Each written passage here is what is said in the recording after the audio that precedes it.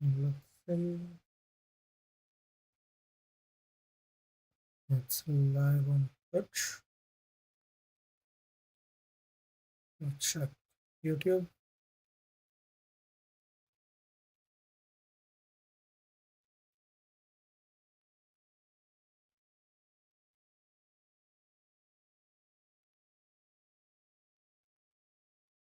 Hmm.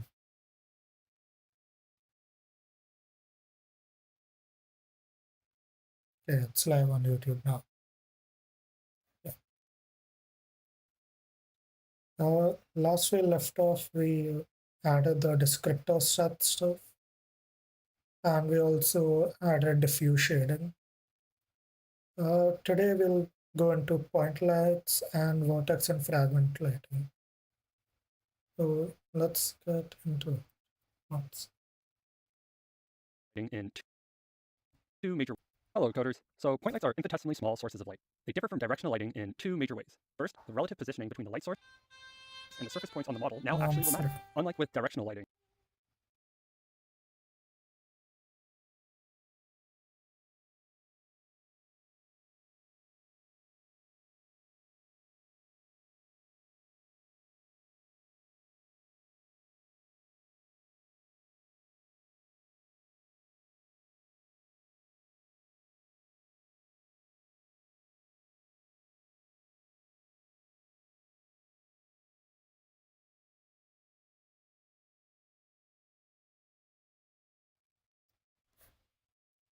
It was a scam call. Trying to do some stock market marketing, something nonsense.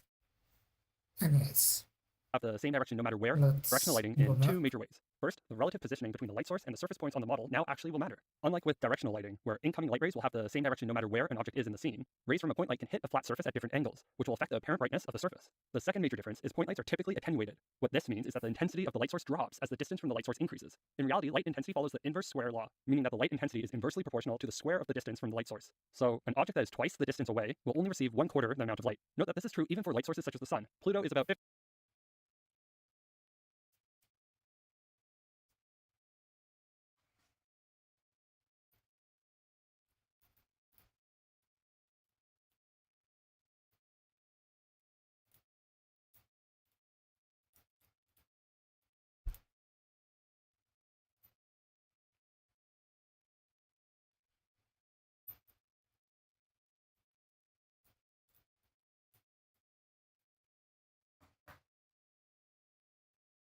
Post up CPP. Yeah. But I'm making the light color a vec4, where the W component will store the light's intensity. Okay, light position.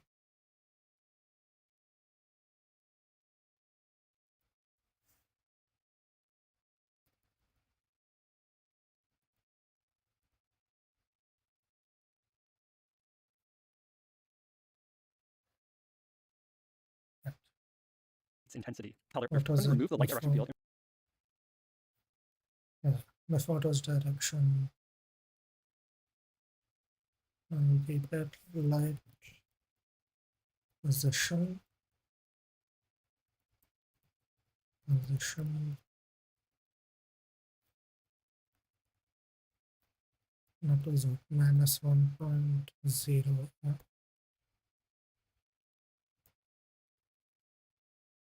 Light color is white. Light color of vec4, where the W component will store the light's intensity. Vec4. Okay. 3, and control light intensity by allowing RGB values greater than 1, but I prefer keeping the RGB values in the 0 to 1 range and being able to control the light intensity while maintaining the same values for the color components. Now, just a refresher about alignment requirements, since I feel like this is still a point of confusion for some viewers. UBO memory within shader programs will automatically align in certain ways, following the STD140 specification, ignoring the projection view matrix, since I feel like values able to. Now, just a refresher about alignment requirements, since I feel like this is still a point of confusion for some viewers. UBO memory within shader programs will automatically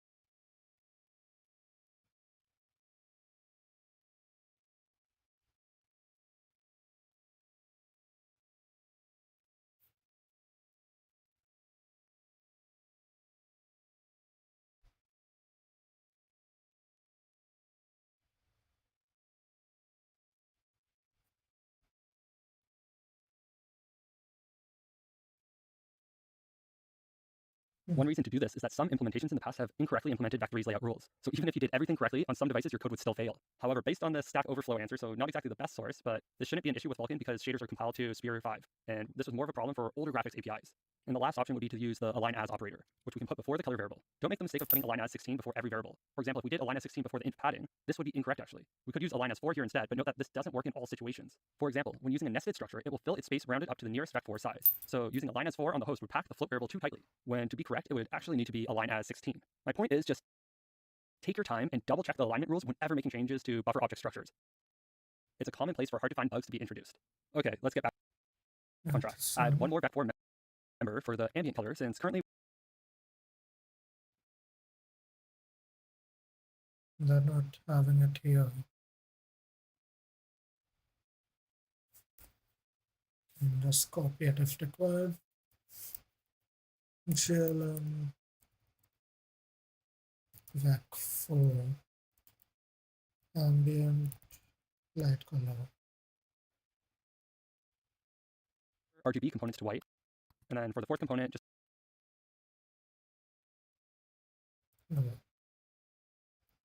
1.0 F color.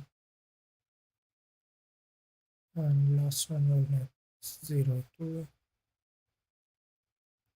0. Yeah, save. two. Now we need to update the Vertex shader with the new UBO struct definition. So navigate to your shader, remove direction to light, and add the 3 new fields in the exact same order as you did in the app implementation. Here shadow output, shadow flag.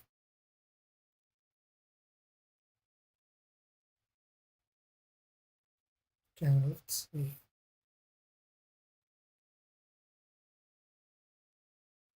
Vec4.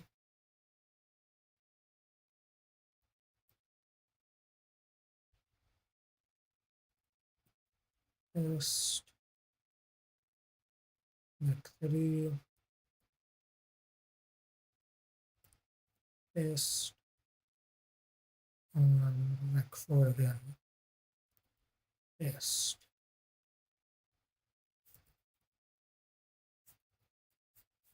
Semicolon, semicolon. Yeah. The ambient light color, light position, and light color. And now since we're passing in the ambient light color, we can get rid of the ambient constant we defined previously. For point lighting, we need to calculate the direction to the light source from the vertex. Tempted to try vectory direction to light is equal to light position minus position. However, this would be incorrect. Whenever you are doing operations within a shader, you need to make sure that the values within the calculation occupy the same space. In this case, our light position is in world space, but the vertex position is still in model space. So we need to first transform the vertex position to world space by multiplying by its model matrix. Once we have the vertex position,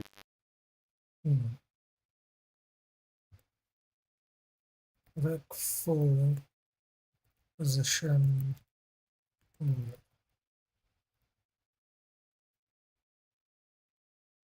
to the point light using subtraction.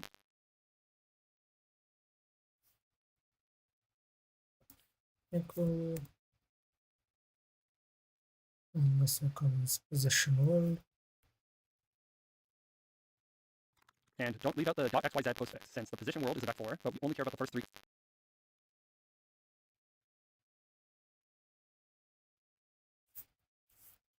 Vec3 normalize UBO light position dot wall dot xyz. Yeah. For this calculation. Next, let's scale the point light's color by its intensity. This would be unnecessary if we just used a vector.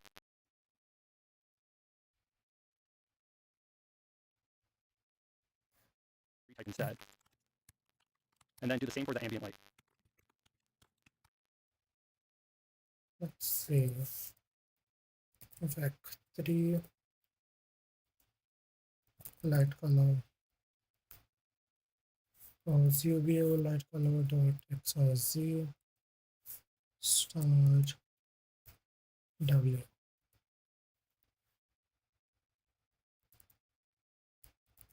Vec3 ambient light color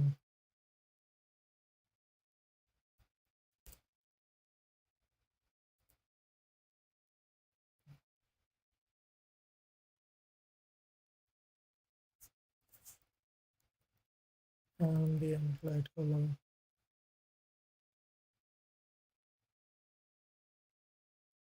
before, we are now providing a color value. The diffuse lighting equation then becomes the diffuse light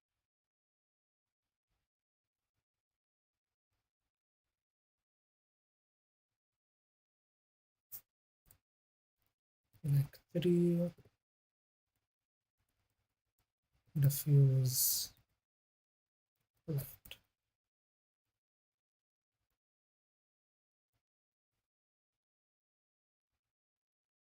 the cosine of the angle between the surface's normal and the direction to the light source, which is just equal to the dot product of Okay. Control X, light,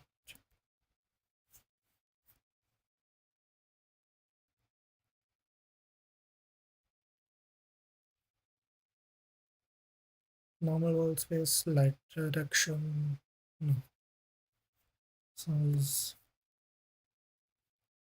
UV direction,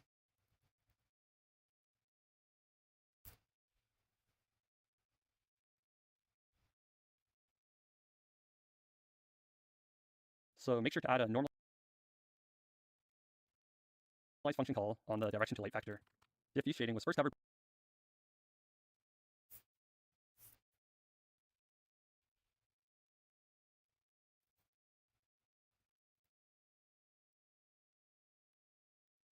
normalize,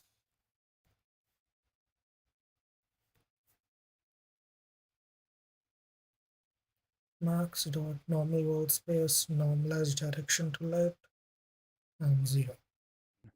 then we can finally calculate the output color as just the sum of the diffuse light plus our ambient light times the color of the surface. And that's it.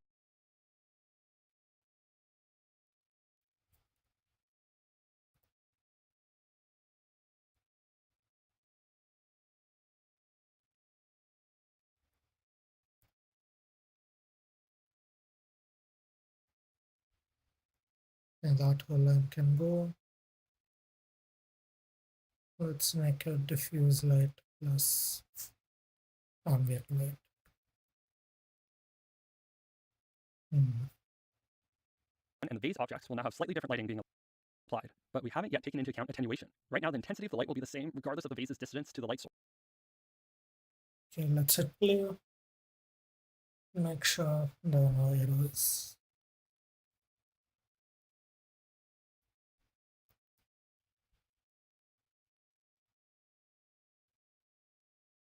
Compelling shadow.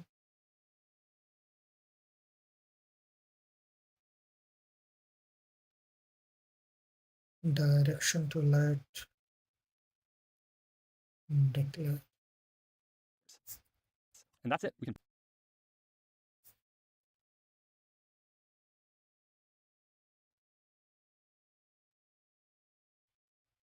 Now let's see first step CPP.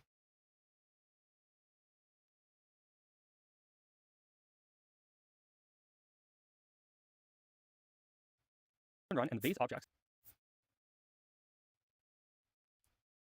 Okay, we're doing normalized direction to light.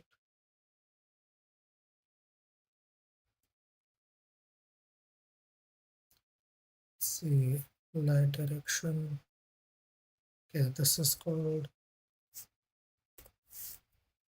direction to light.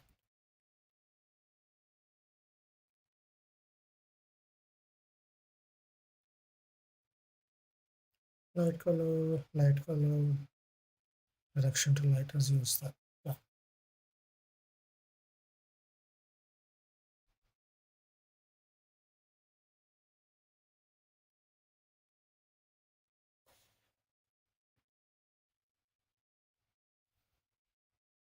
Yeah, it's built up.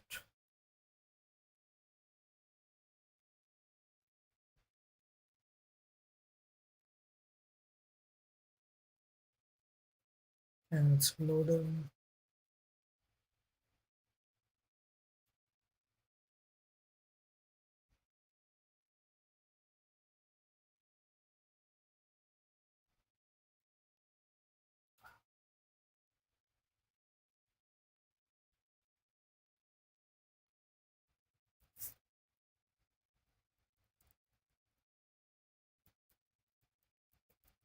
Okay, the position of the light has changed. But yeah, as you said, we need the ambient, the fall off of the light for it to be like We haven't yet taken into account proper. attenuation. Right now, the intensity of the light will be the same regardless of the vase's distance to the light source. So in the vertex shader, we can add an attenuation factor equal to the inverse square of Okay, float,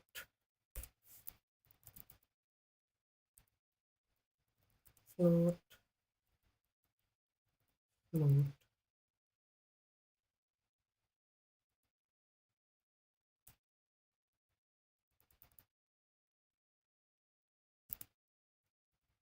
Attenuation. That's two things to note here. one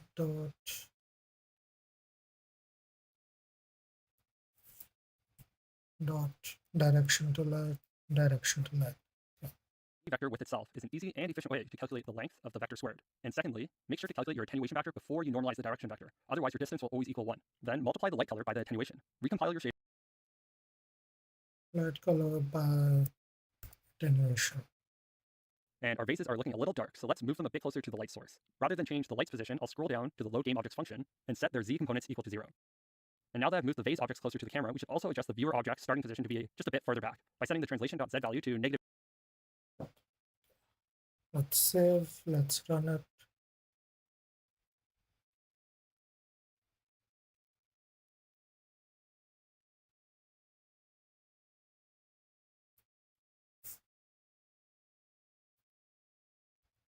Okay.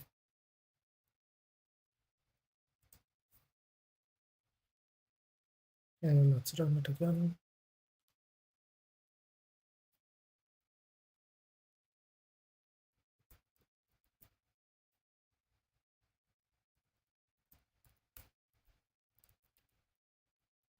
Cancel that.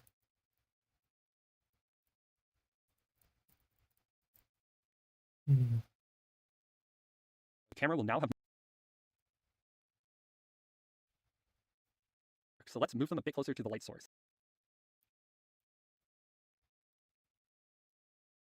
Yeah, but it's all working.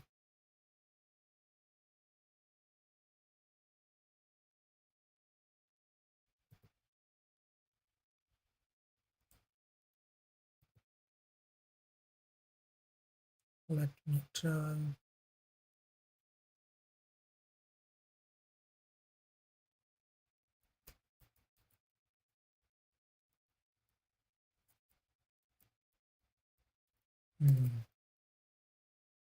Okay.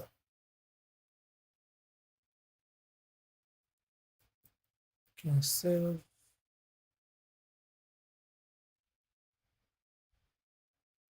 Raw vases color by the attenuation. Recompile your shaders and run your code. And our vases are looking a little dark, so let's move them a bit closer to the light source. Rather than change the light's position, I'll scroll down to the load game objects function and set their. Load game object.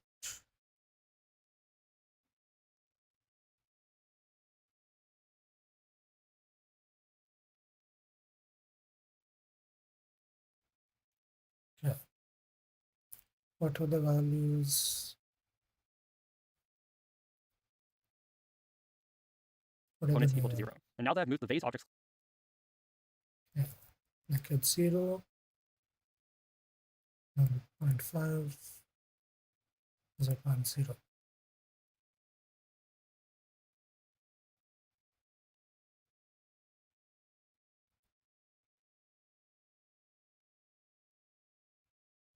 Test was 3, 3.0.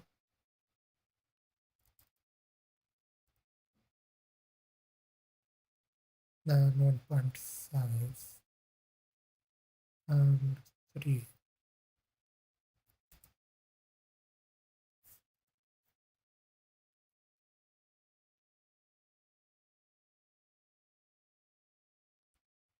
Copy, paste.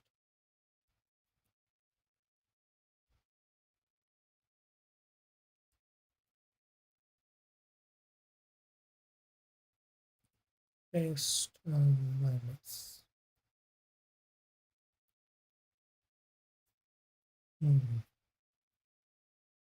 Also adjust the viewer object's starting position to be just a bit further back. By setting the translation.z value to -2.5, the viewer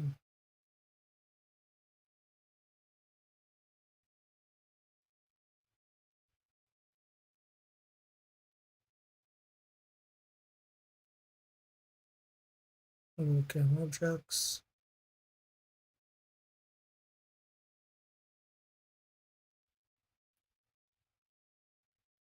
and usages.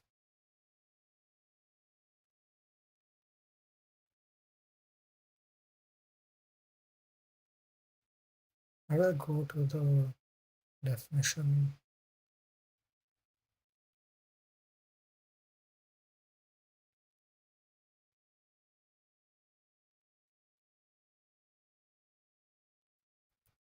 Control F.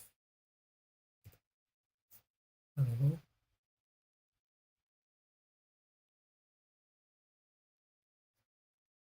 move back and equal Viewer.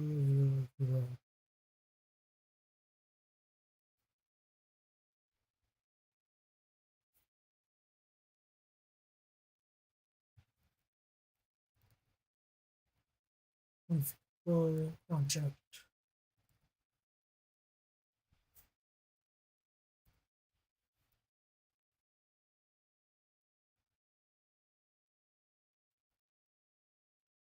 Viewer object dot transform dot translation dot c for -2.5. Now, the vase objects are looking a bit better. The point light's position is slightly closer to the vase on the left, so if you look closely, you should be able to tell that it is brighter than the vase on the right. Unfortunately, we can't yet see the point light, but I think it should be right around this area here. Okay, let's hit play and see if the lighting is similar.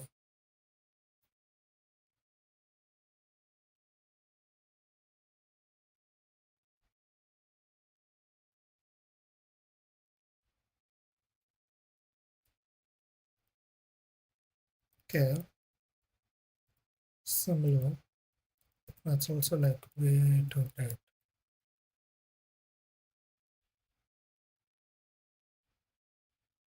Let's see, what's the color value?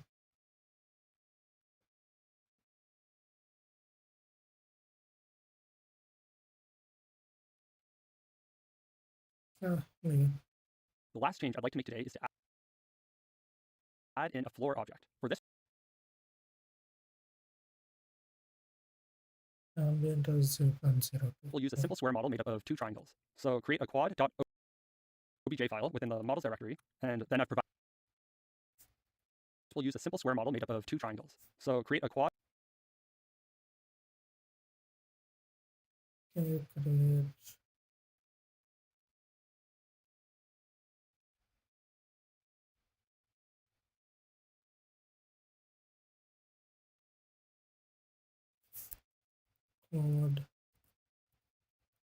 quad.obj? OBJ file within the models directory, and then I've provided a pastebin link containing the model's data. In the load game objects function, create a new object that uses the quad model. Now let's get the quad object model.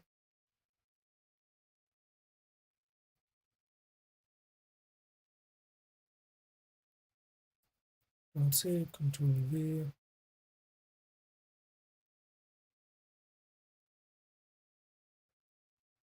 Yeah. In the load game objects function,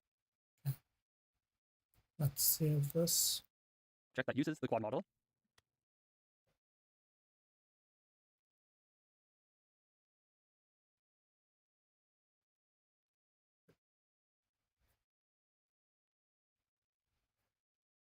Okay. New object.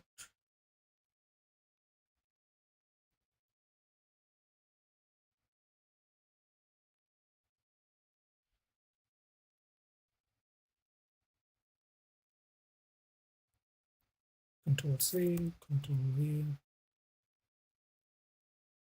Service code.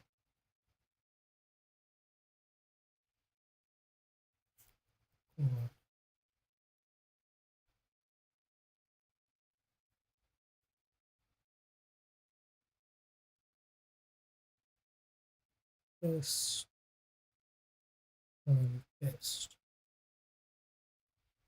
Game object floor and set its initial translation to 0, 0.5, and 0. The scale can be whatever positive. Okay, shift F6. Float.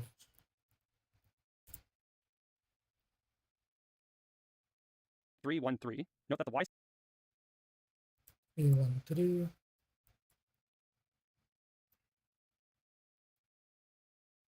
0.0, 0.5, 0.0. Okay. actually matter at all since all the model's Y components are already 0. Finally, move the floor to your list of game objects, run your code, and you should get a floor object perfectly placed at the bottom of the vase object. If we zoom out even just a bit though, the models start to get clipped by the far clipping plane. I used a very conservative value for this when we first set up the projection matrix, so you will probably want to increase this to a value of 100 or even 1000. Okay. Control F, perspective, set perspective. Make it 100. And let's hit play.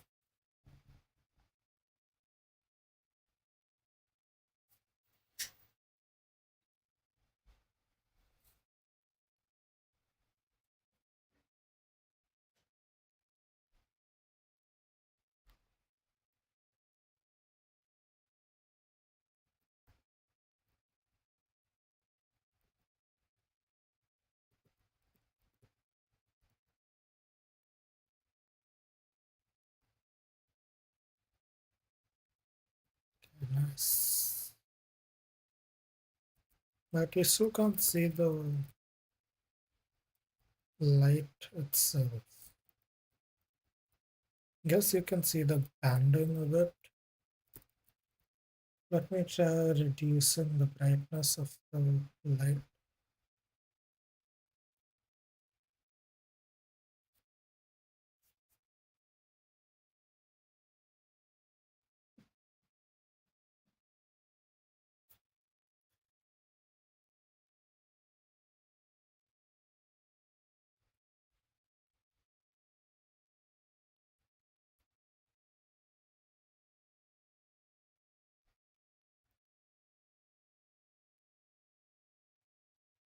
Let's make it 0.5.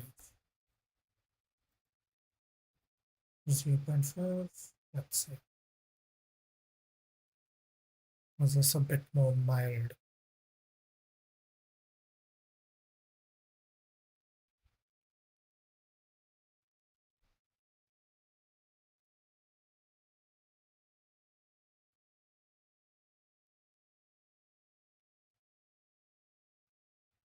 Yeah, this is a better brightness.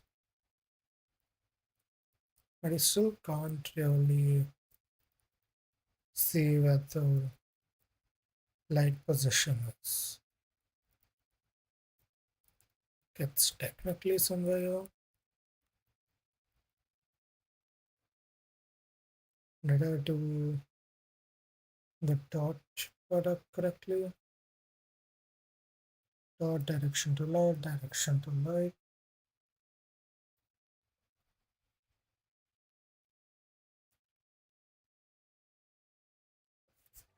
I used a very conservative value for this.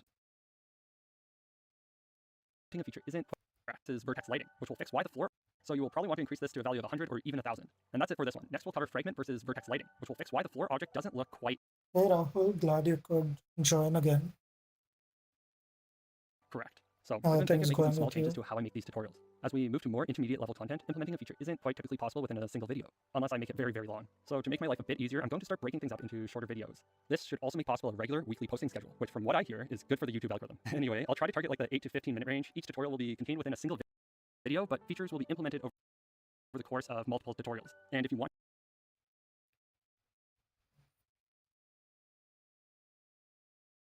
Let me see the shadow.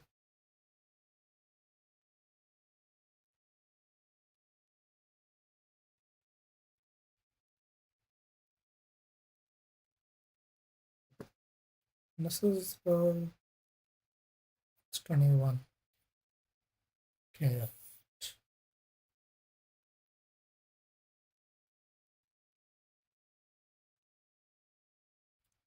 let's say here.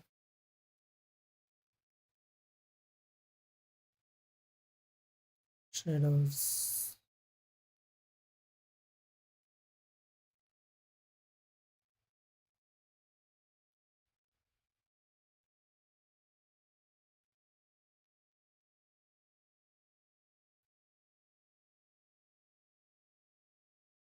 Matte position, light color.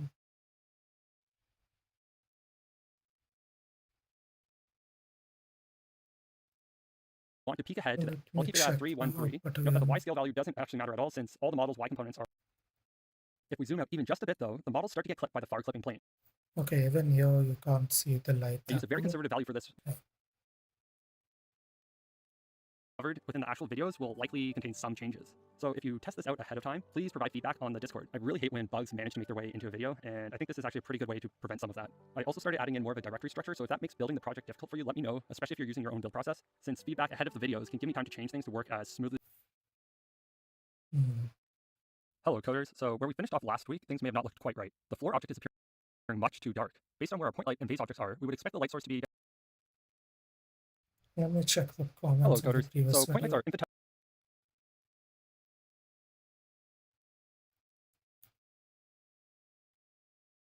Now, headlights are now easy. I very rarely comment on YouTube. Also add a directional light with intensity and color back in.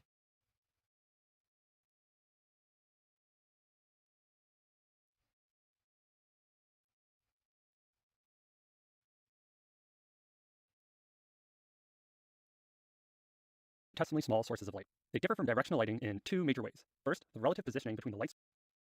Maybe do textures here. It doesn't seem like it. Let's go on to the next one. Hello coders, so where we finished off last week, things may have not looked quite right. The floor object is appearing much too dark.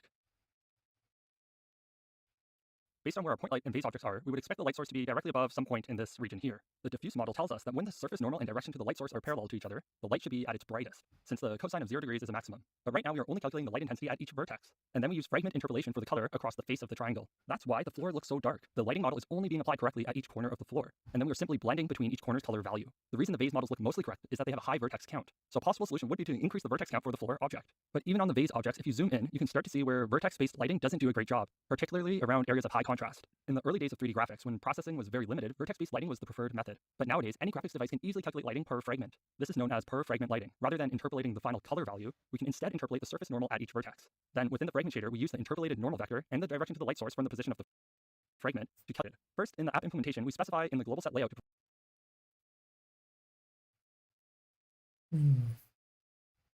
provide the global UBO object only to.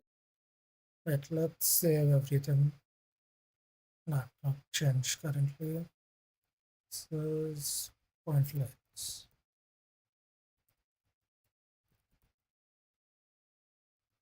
Only one. Commit and push.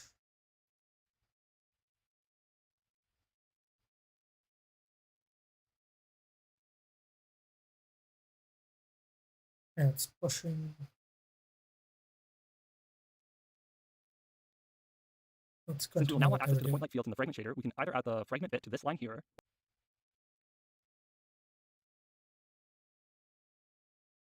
Okay, 22.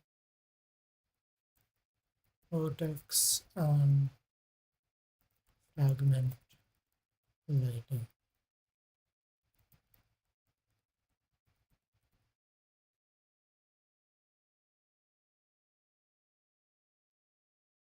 And first tab CPP.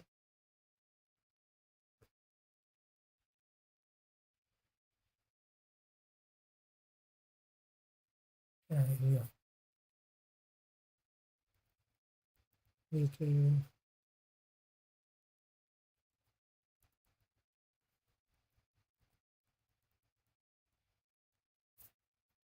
Shadow. Stage.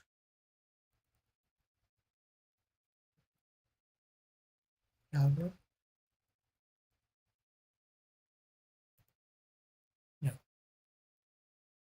to be available to all graphics.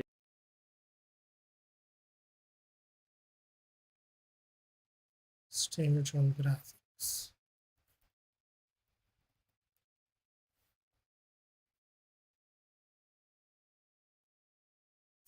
All graphics.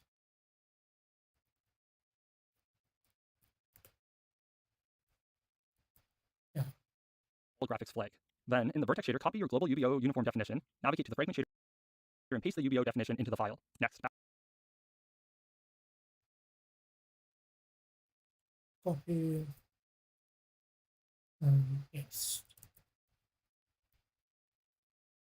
we need to add 2 more output fields. The first field at location 1 will be the vertex's world position. This value will be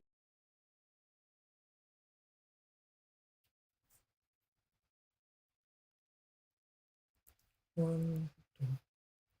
interpolated to be the fragment's position in world space on the fragment shader. We need this to calculate the direction to the light source for each fragment. The field at location 2 will hold the fragment normal in world space, which will A frag position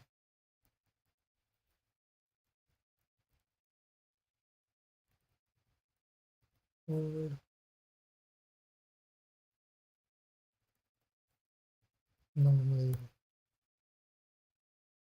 for the fragment shader. We need to initialize these variables inside the main function. The frag normal world field can replace the normal world space variable. The fragment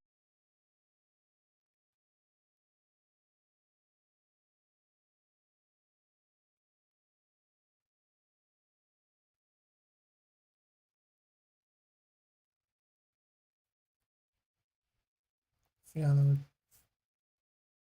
normal word. Frag normal word. x, y, and z components of the position world variable. And finally, the Frag position word X, Y, Z.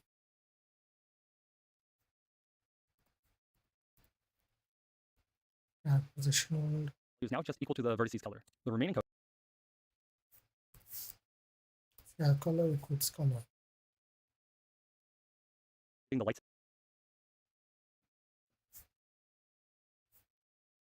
density. So let's copy and remove it from the vertex shader and paste it into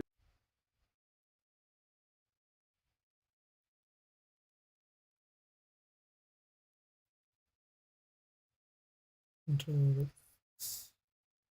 Make this also has to be copied.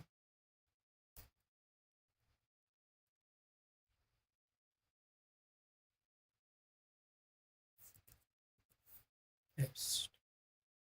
before we fix up this code here, we should update the fragment inputs. So we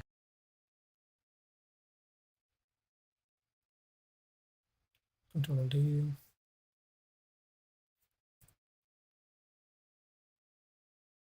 our frag position world, and location 2 is One and two. Position world frag normal world.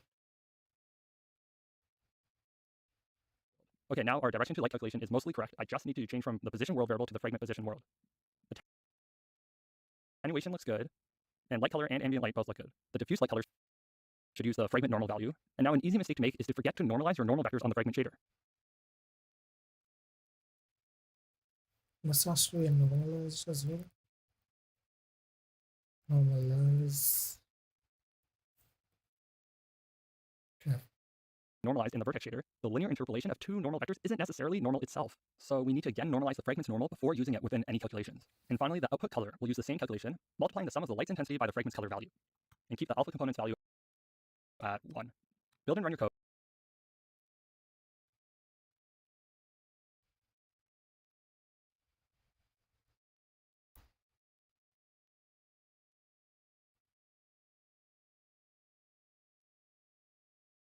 Back 4. Yes. Frag color. Recompile your shaders. And now the floor object is looking significantly better. You can see that the location Yeah, let's run it.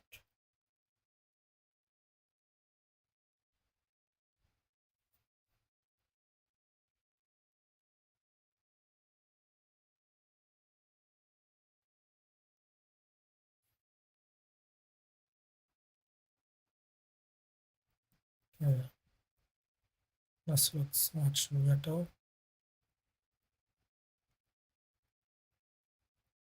Let me increase the light color.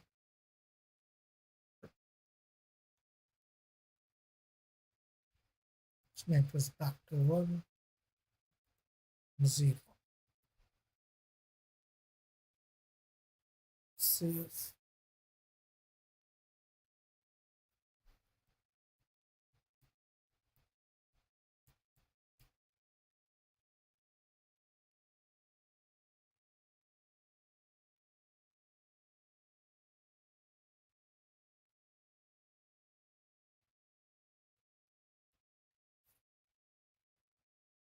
Yeah. Now I can like really see the bright spot. It's a lot more smooth than what the video is showing. Like maybe that is just my screen brightness or something, or my screen color calibration. Yes. Okay. Source is now the brightest area. Additionally, if we zoom in on the smooth vase object, you can see the interpolation artifacts from before have now disappeared. Okay, now before wrapping this tutorial up, I'd like to slightly improve how we are currently storing the game objects in the engine. Rather than use a vector, let's change the game objects to use an unordered map. In the game object header, add Where is it? LV game object. And yeah.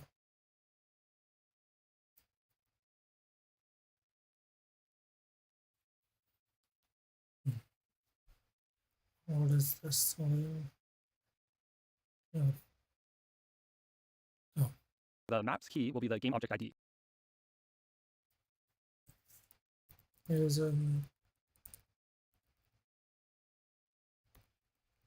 map equal std on order map IDD. Can be efficiently looked up in constant time using their ID. IDD LV game object. Not a great solution for entity component systems, but this will keep things flexible until we do eventually get to implementing a more efficient system with all the properties we desire. And don't forget to include unordered map here.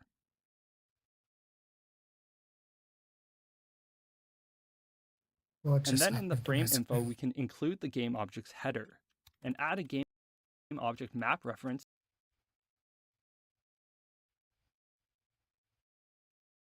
A great Okay, solution. my screen just glitched out.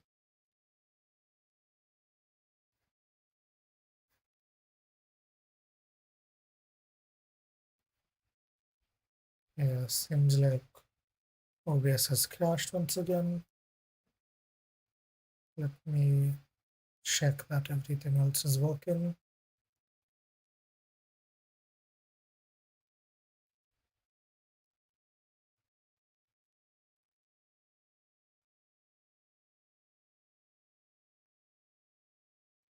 Yeah. Let me check if the Twitch stream is still going.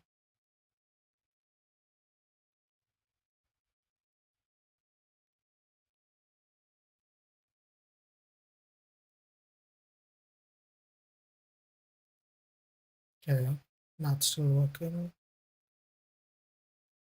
What about the YouTube stream?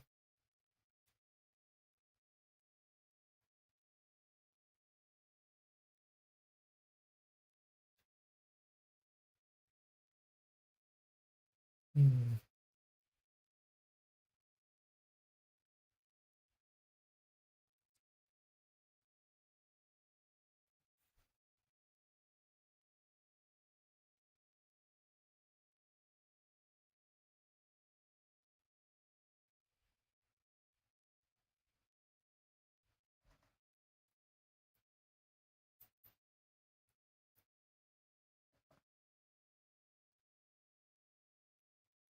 Yeah, seems to still be live. Or Nice. entity component systems. But this will keep things flexible until we do. I just refresh the page. speed up Hello, is coders. So, where we finished off last week, things may have not looked quite right. The floor object is appearing much too dark. Based on where our point light and phase objects are, we would expect the light map. In the game objects header, add a type alias where the map's key will be the game object ID. This way, game objects can be efficiently looked up in constant time using their ID. As mentioned before, this is still not a great solution for entity component systems, but this will keep things flexible until we do eventually get to implementing a more efficient system with all the properties we desire. And don't forget to include unordered map here. And then in the frame include unordered map. you can include the game object's header and Frame info to the struct. This include every game object. all active game objects without the need to always pass in extra parameters. Every game object map and some game objects.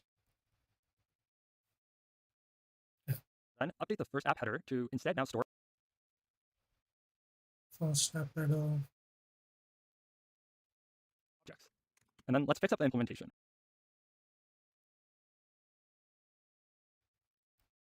Every game object map. Construct the frame info with the game objects map.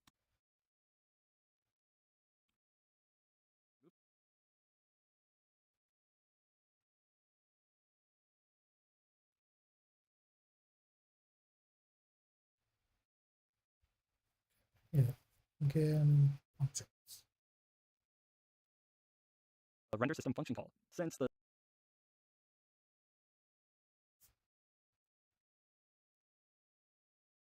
through the frame info struct. Now, just below in the load game objects function, instead of using the pushback operator, which works for vectors, we can now use the in place operator to move the game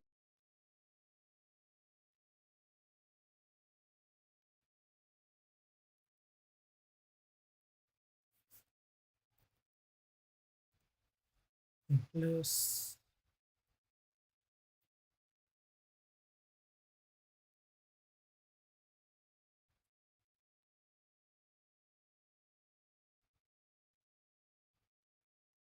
into the map. In addition to the object itself, we need to specify each game object's key, which is accessible using the getID getter as the Flat values or get ID.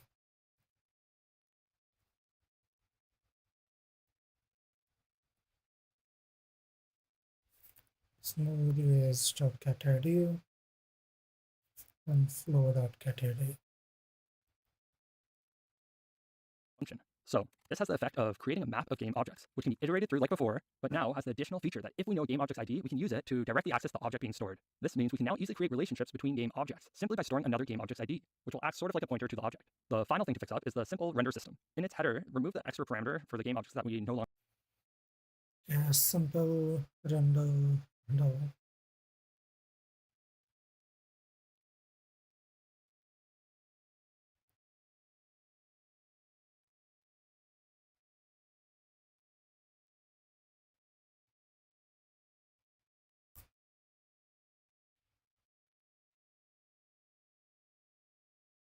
we want to target specific Frame info.game objects.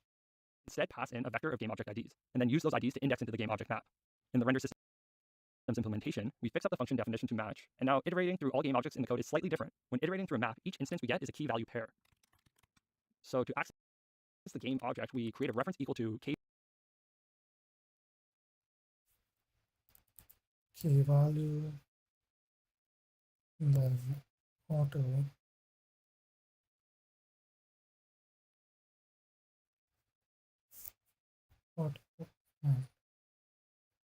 second. Okay, so with this change, now every system will be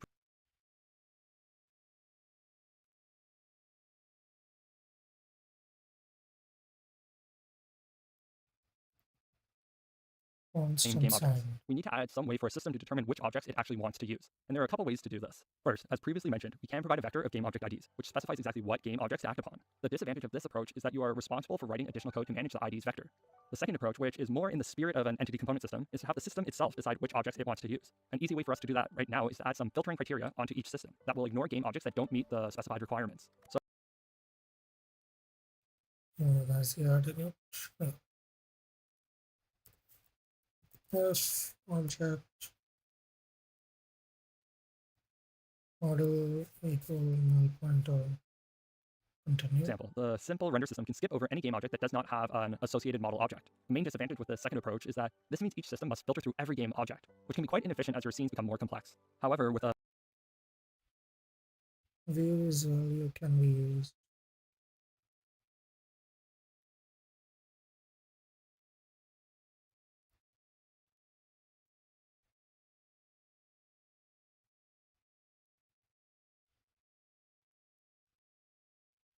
designed entity component system, albeit a bit more complicated, this performance disadvantage can be mitigated. Anyway, that's really it for this one. Build and run your code to make sure everything is still working as before. And thank you for watching. Keep on coding. Cheers. Yeah, let's run it.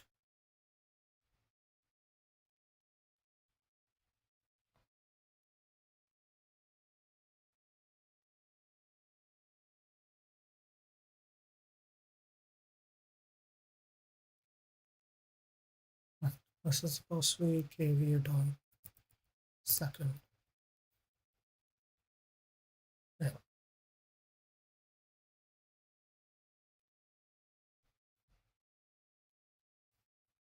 Let's see if it runs.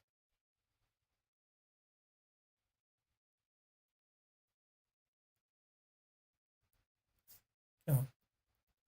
Everything is still working.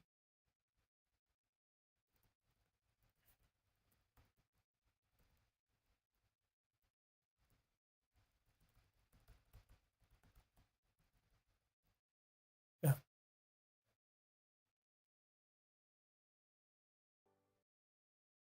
And let's see the comments.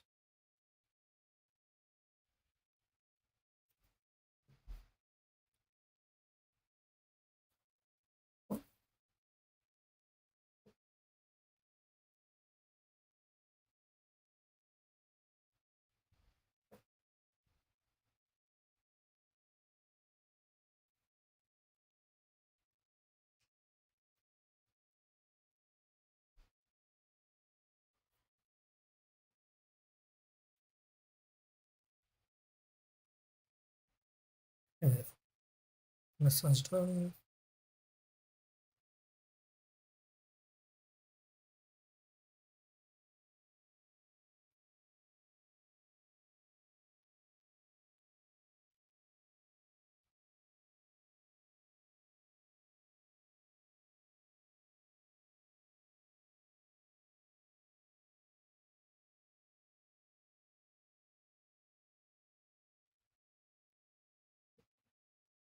Okay.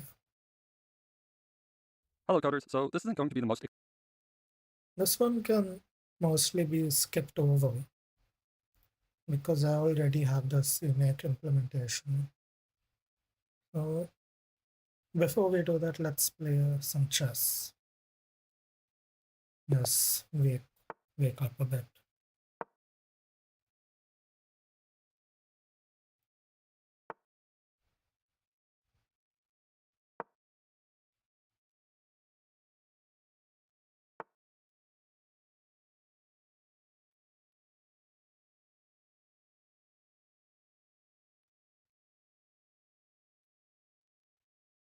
Hmm.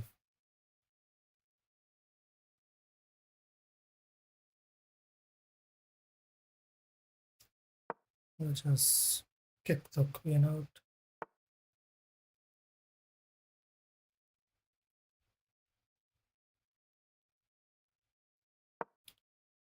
Let's attack it again.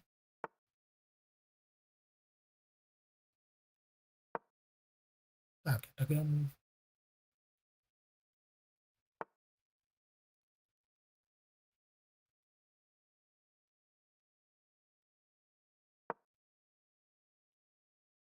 Let's bring this piece forward.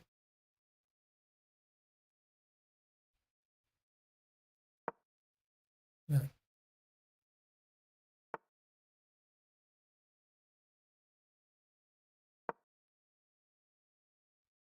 Let's kick this out.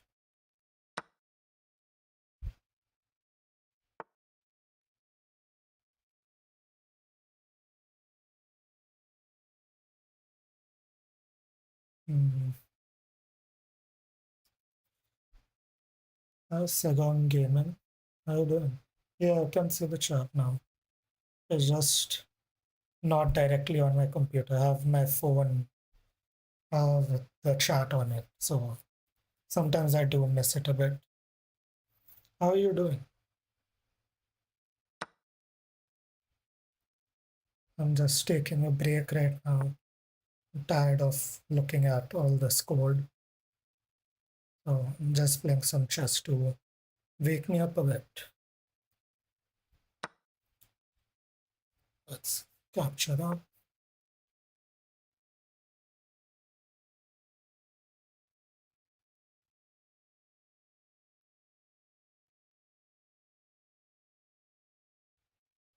Hmm.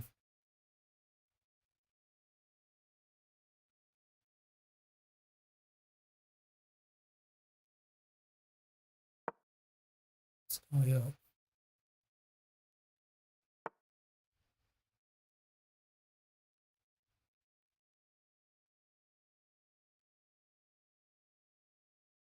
let's bring this here. Attack the queen. Check.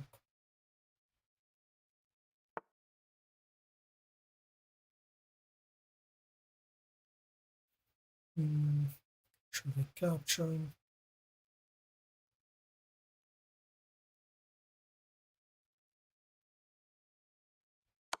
Let's grab it. Let's clean things up a bit.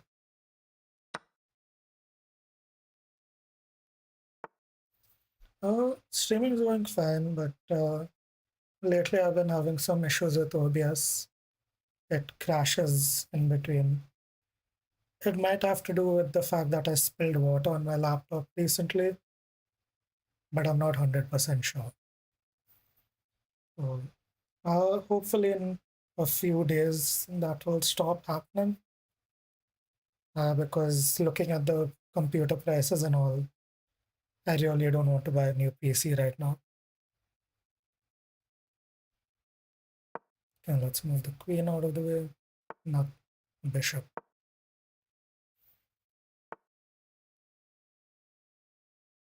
Let's just castle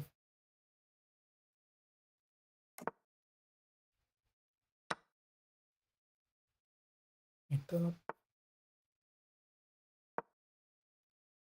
strengthen the pawns.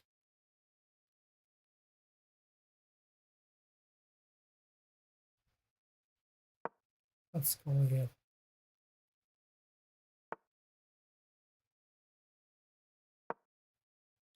Push it back a bit. How are you doing? How are you doing? Are you up to anything perhaps? You working on any project or anything? Sure. Hmm. Let's move this here. Who sent you a friend request? I don't know that was even a thing on Twitch. Let's see.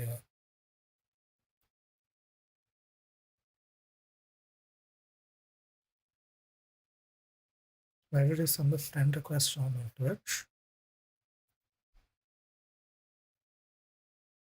Let me see my notifications.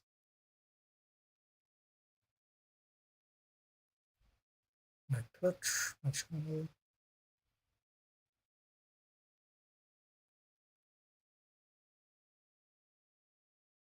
Let me see. Back to Twitch.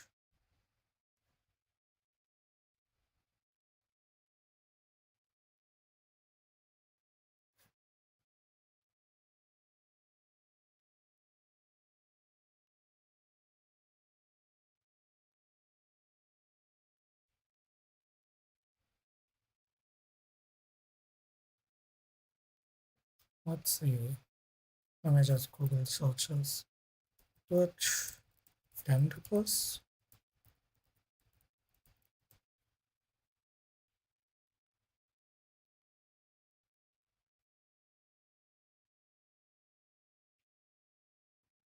Let's see.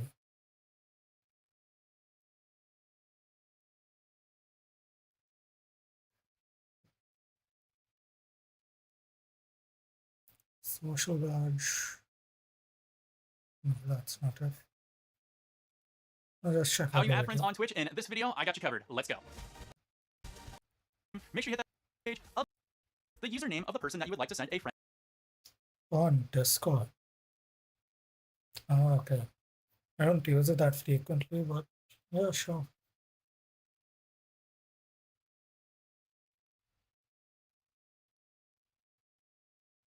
Let's see. Accept.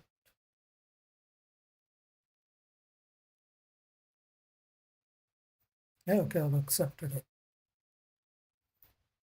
But I don't particularly use Discord that much. I have some friends on there. Just like some school friends from back in 11th and 12th grade.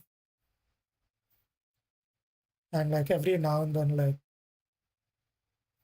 there'll be like some useful like forum post or something that leads you to a Discord link. But yeah. Do you use Discord a lot? Tutorial, and it's kind of optional. Let's finish the chess game. What is the mass move?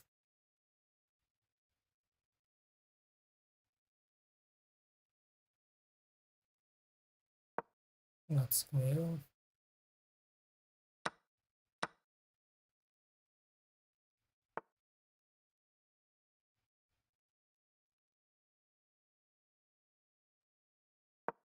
Stack this pawn.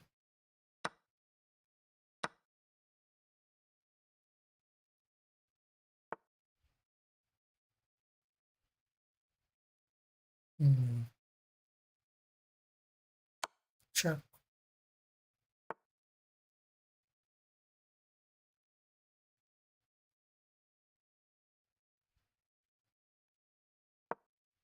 Okay. Grab it anyways. Capture this.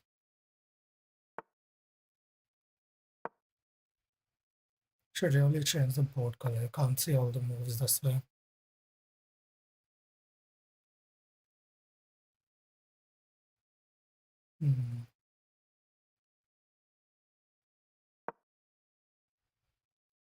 Okay, let's just defend this hill. Push the pawn.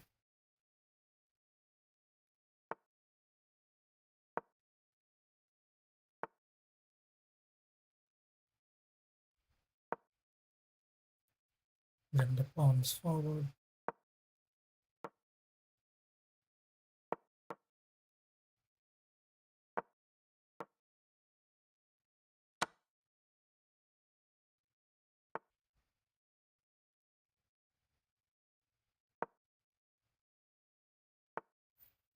Now, let's see, I will message you on Discord.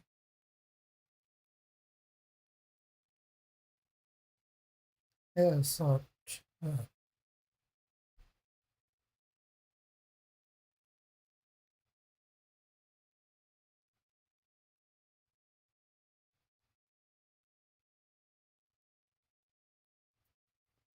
let's bring this forward.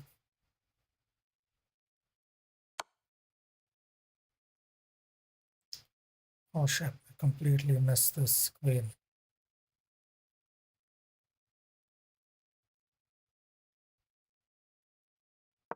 Damn it.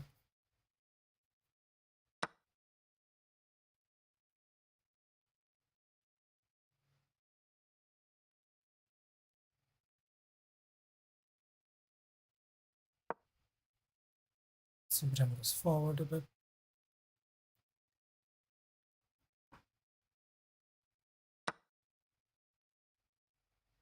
Of this. Doesn't look like I'm going to win this.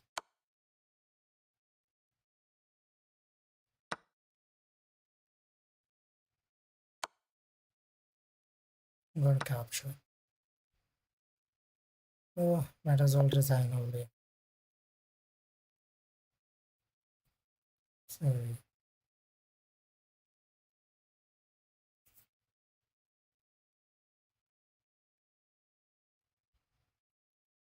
thanks for the compliment, Marvelous.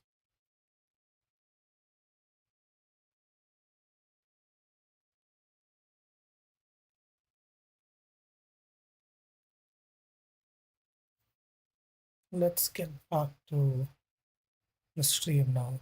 This video is just going to cover the restructuring I've done to the Git repository and the implementation of a more cross-platform build system. If you already have a build process and structure for your engine that you prefer, you can stick with that and don't feel the need to reorganize things to match journal, which will be used to hold some of the external dependencies of the project. This is optional, but I think it'll be easier for most people to build a project if these dependencies are locally stored versus having to download each one separately and set the appropriate path to then include all the external dependencies. On Windows, though, you will likely need to configure a local.env.cmake file. Okay, let's briefly walk through this. So we create a variable called name, which will be the file name of your output executable. So rename this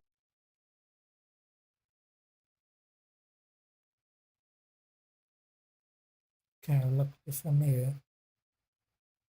to batch scripting file I've called already unitbuild.sh done all of so that we can this. repeat this process easily. Just And then note that this should only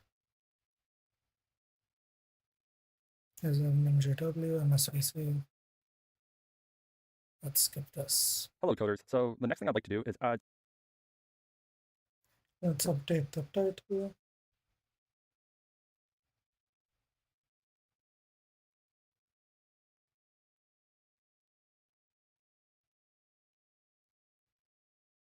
Will this work? Say docs.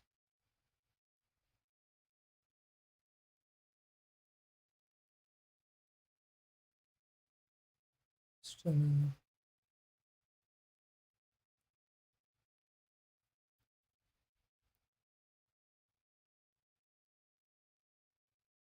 Let's see if it updates correctly.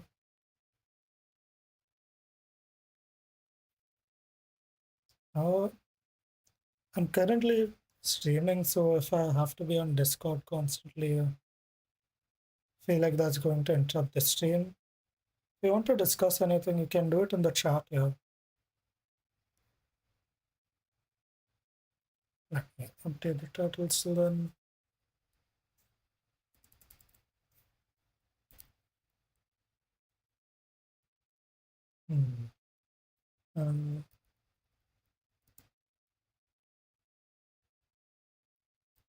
Item.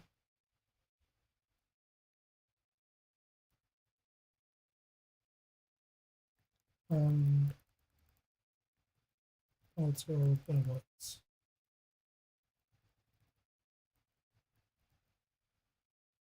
Update on.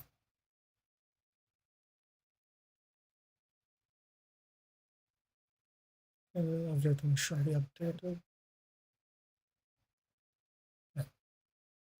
indication for the light object. There are a variety of ways we could do this. We could render a spherical model using the pipeline we currently have, or more advanced methods might render light sources using some sort of post-processing effect. However, I'd like to take this opportunity to add a second render. Did I save everything? No.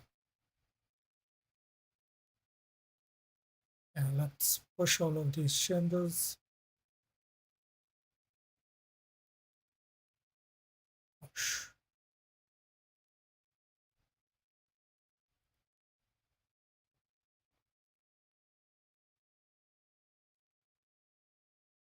Everything is been pushed. Let's get back to To this. introduce a topic known as billboards. A billboard is a flat 2D object embedded in the 3D world, but has the additional property that it is always facing the camera. No matter how the camera moves or rotates, the billboard will always face the camera to some extent. It's like if someone's watching you, and no matter where you move or look, they turn to face you. Billboards can be used for a wide range of things, such as placing health bars above the heads of enemies, or for representing objects that don't have a physical opaque surface, things such as clouds, grass, smoke, or particles. There are a few variations on how exactly a billboard can work based on how it aligns itself to the view.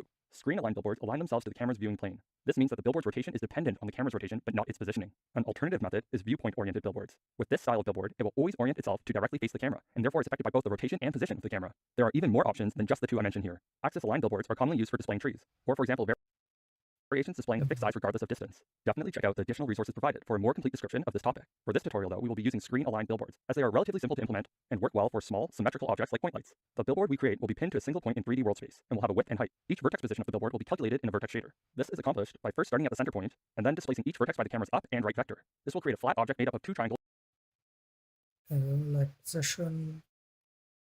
Is always aligned to face the camera. Okay, let's get to coding. So to render a billboard, we need to be able to extract the camera up and right vector in world space within the Vertex shader. Currently, we have our projection and view matrix combined into one. So in the app implementation, I'm going to separate these matrices. Let's close these out.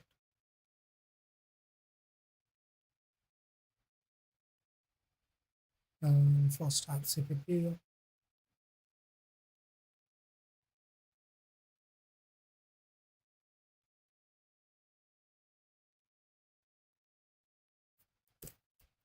GLM for a view matrix.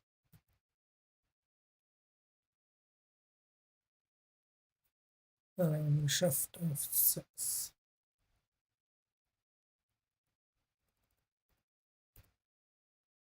And The UVO projection field to just the camera.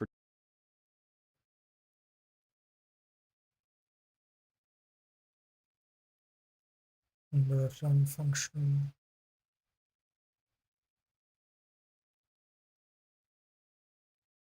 As it.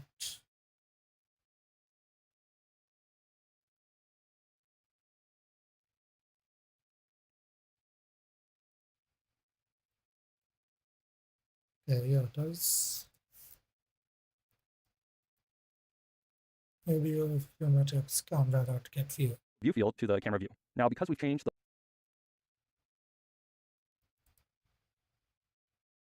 update the definitions in the simple shader files to match. In the Vertex shader, I'll break the matrix into projection and view fields. Math for view matrix. Shift F6. Matrix.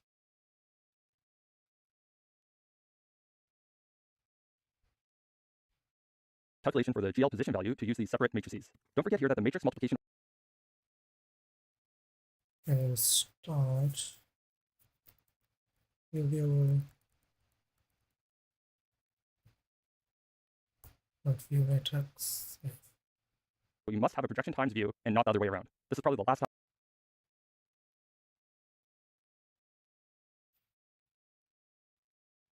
I'll be mentioning this. I'll copy the updated UVO structure definition and navigate to my fragment. Let's copy it.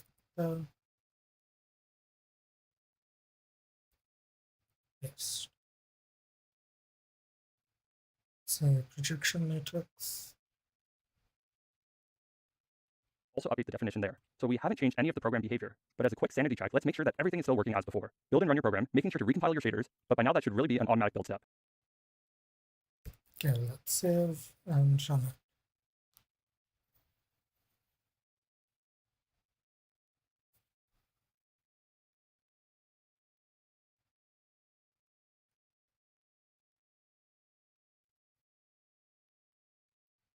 That's 23 and Billboards.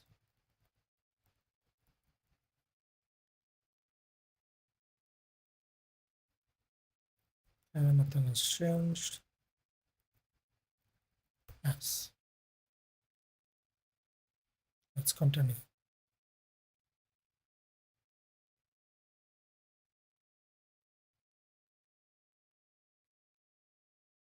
The build system we created in the previous tutorial should automatically detect any source code even within subdirectories. This will make structuring the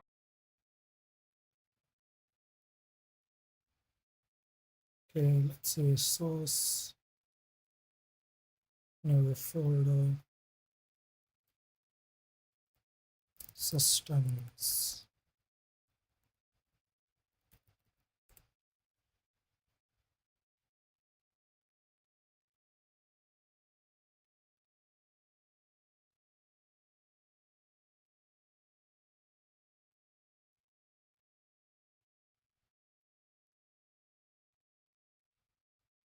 New directory, systems.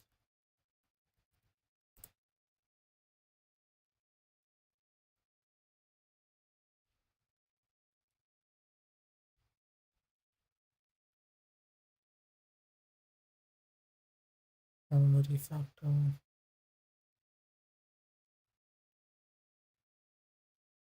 effect. I'll reorganize the project bit by bit. For now, though, I'll just move the simple render system to the systems folder, and then duplicate these files to act as a starting point for the new point light system. Okay, just hit render. Not render, play, run. Let's see if everything's still working.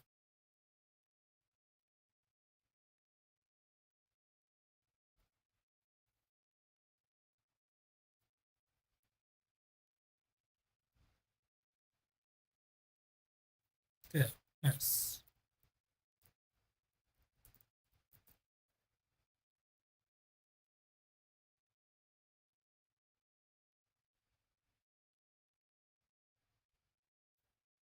For renaming these two files, navigate to the point light system header. Yeah. Simple render system, control D, control C, control V.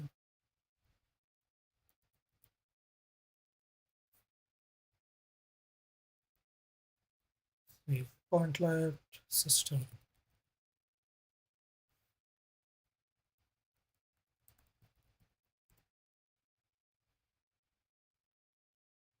Let's duplicate this here.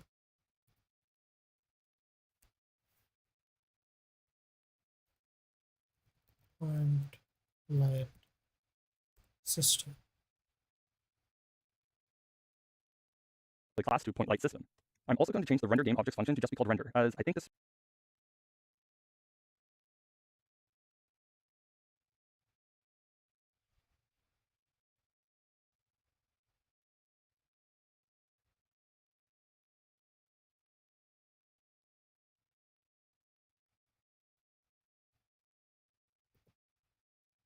Control F, control Alt. Point light system.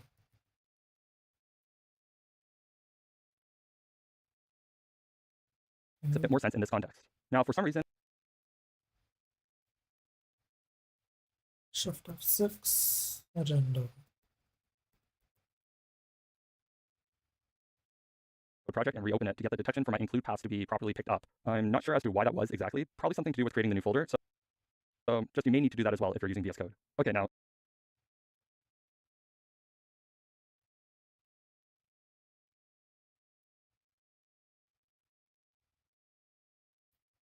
Control F, Control H.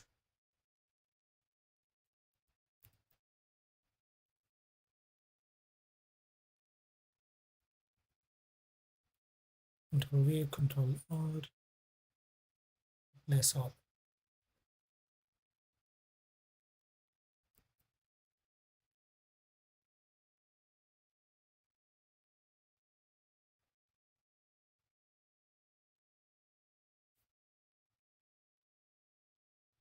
Let us build everything.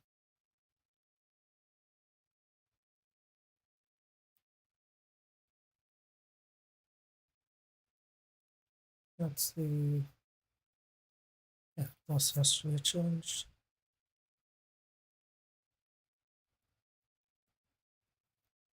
Pointer.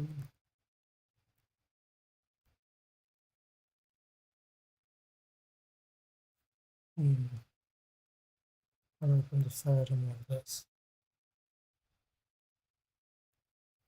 Systems.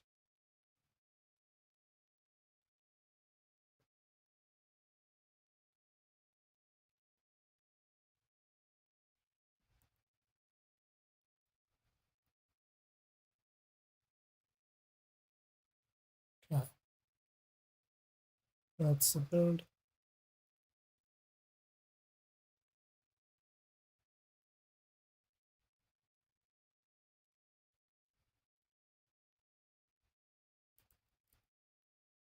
And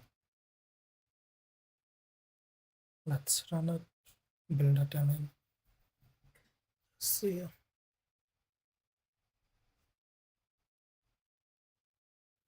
Make sure everything is renamed correctly. Okay, nice. light implementation. I need to update my initial include statement, and we can remove the push constant struct definition here. That's only relevant to our simple render system.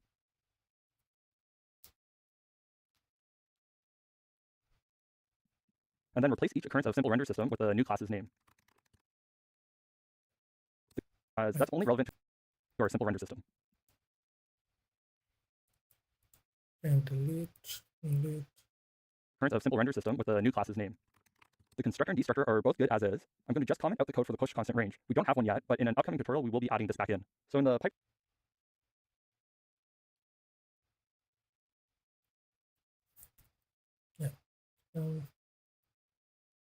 let's also update the push constant fields to use a count of 0 and a null pointer for the range.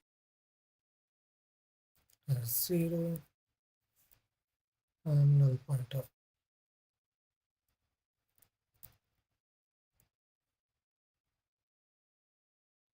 We will be using new shader files specific to the system. So update the shader path files to use pointlight.vert and pointlight.frag. The Point light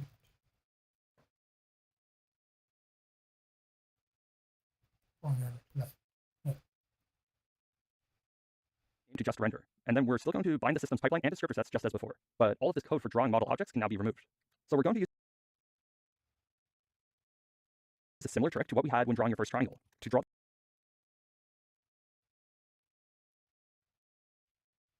Delete. a function call that will draw 6 vertices. The billboard will be a square object made up of 2 triangles, so vk command draw frame info not command of 6, 1, 0, 0.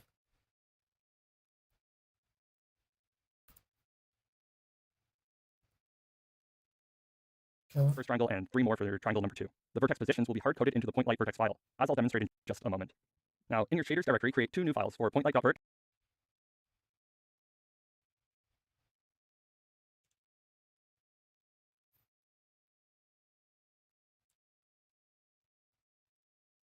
New file, pointlight .vert.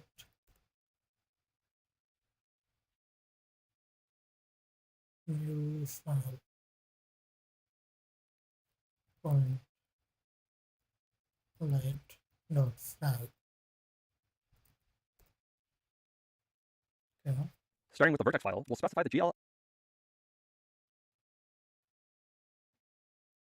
version being used as version 450. And then I provided a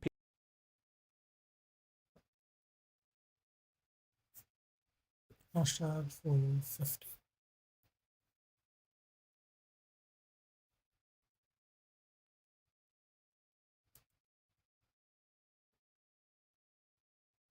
Anyway, so offsets that can be copied into here. These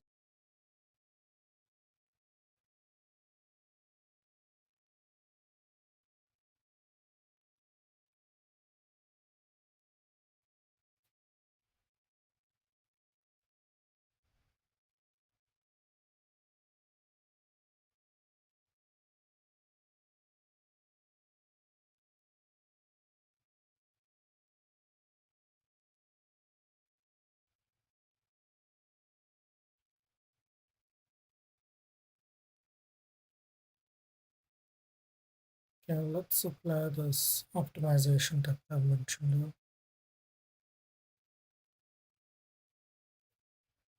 First, let's copy paste the offsets.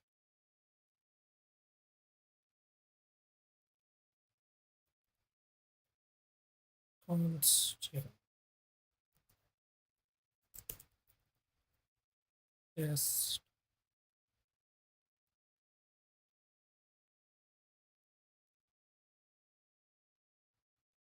show less than 3. also change the calculation for the GL position value to use the separate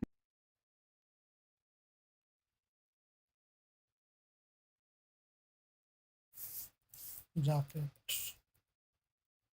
bracket.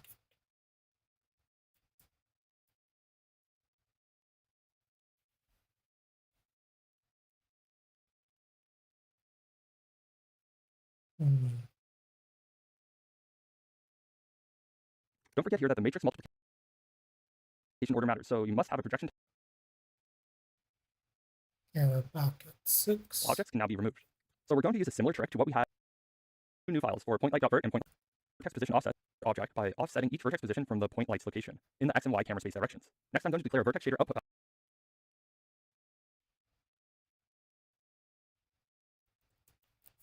Layout location equals 0. Out fact 2. Flag offset. struct definition as used by the simple render system shaders. For the engine, I'm structuring things so that the global UVO object will be the same for every shader we create, where inputs can start to vary between shaders.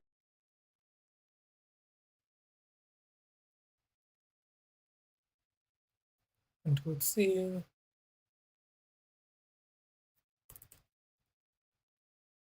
Adding additional shader-specific descriptor sets. Then, I'm going to declare a constant value specifying the size of the billboard object called light radius. We can make this a push constant in a future. Let's do const float light radius equals 0.1. Void name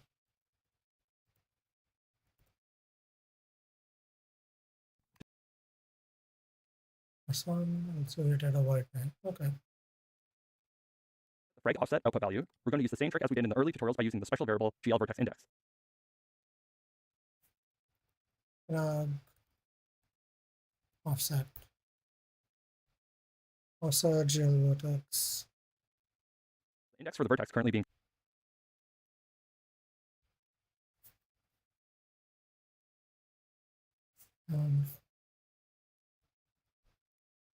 Then, we need to extract the camera up and right vectors from the view matrix. These will be in world space. The three elements of the first row of the view matrix make up the camera. Vector camera right world equals viewer.view 0 0 and comma viewer not view matrix. Yeah.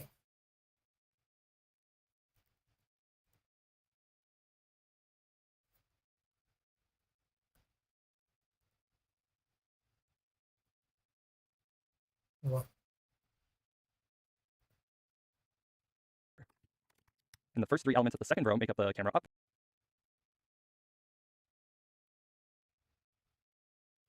Comma paste.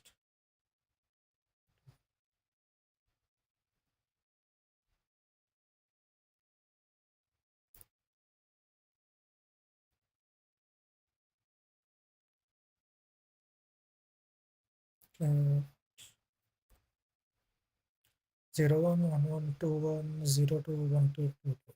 Yeah. Using these, we can calculate the vertex position in world space. We start at a light position, which is already in world space, and then apply the x and y offsets by the camera vectors.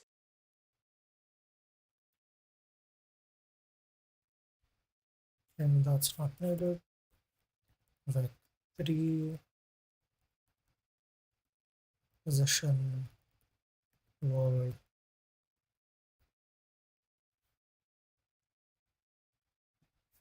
not light position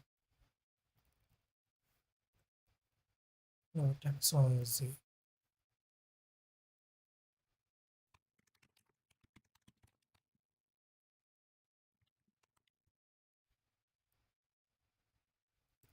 Plus light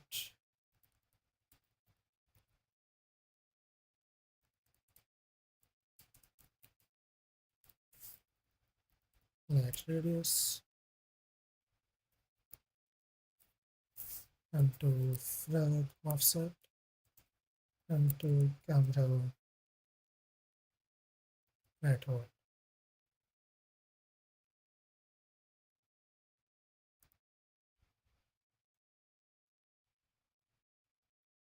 Dot x dot y.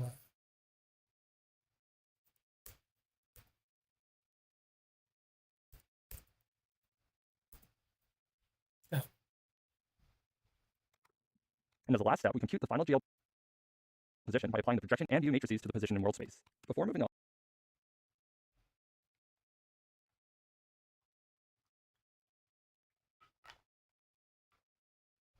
there are a couple things I'd like to point out. If you're concerned about the extra matrix multiplication we now need to perform,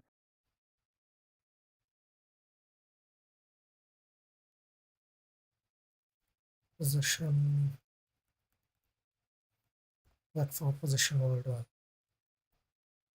optimization is to also pass in the pre-computed projection view matrix in the global UBO struct, but I don't think this would at least currently make any measurable performance difference. Next, there's an alternative method for computing any measurable What was performance difference, this? but also pass in the pre-computed projection view matrix in the global UBO struct, but I don't think this would at least currently make any measurable performance difference. Next, there's an alternative method for computing the final position by applying the offsets to the position in camera space rather than doing the initial computation using the position in world space. It might be a good exercise to try and come up with that yourself. I really can't emphasize how beneficial it is for anyone working on computer graphics to gain a really good understanding of these transformations and sequence of spaces. I'll show the other possible solution after we get things compiling first.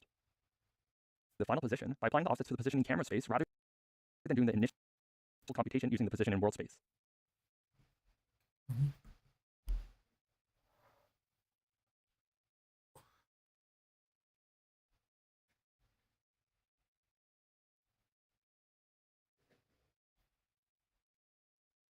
It might be a good exercise to try and come up with that yourself. I really can't emphasize how beneficial it is for anyone working on computer graphics to gain a really good understanding of these transformations and sequence of spaces. I'll show the other possible solution after we get things compiling first. Okay, the fragment shader implementation is really easy. We specify the version of GLSL, then we need to declare the fragment shader input. So at location 0, we have the frag offset value. The output is the same as the simple shaders with a vec4 out color at location 0. Oh, there we go. Layout, flag offset, out color. Yeah. Global UBO struct. So copy and paste that in. And then finally, our main function is as simple as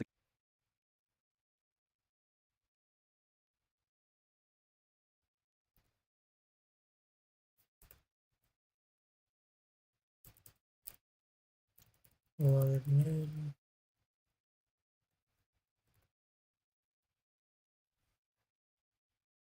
out color to equal a vec4 with our light color and an opacity of 1.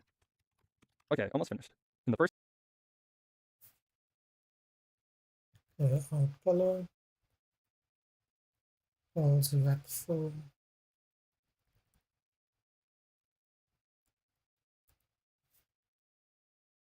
UBO dot light color. Dot xy 0. Color 1 dot 0.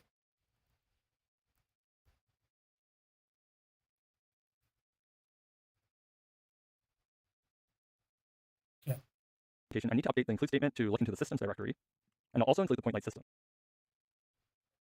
First up.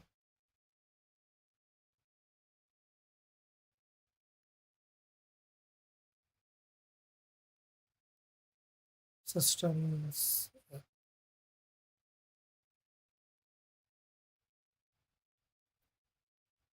Systems point light system. Then below where we have the simple render system initialization, I'll also create a point light system.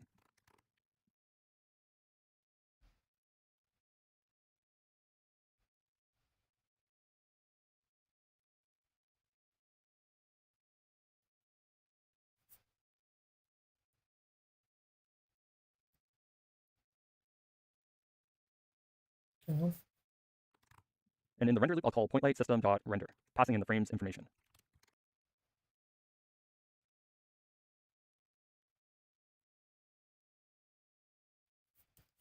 Point light system render frame. And that's it. We can build and run, and now if you zoom a little back, you should be able to see the point light object being rendered. Note how as the camera rotates, the billboard always rotates to face the camera directly on. I think a circular light would look a lot better, and one way to do this easily is to discard any pixels that are outside the point light's radius. We can do this by using the frag offset input. Let's build and run.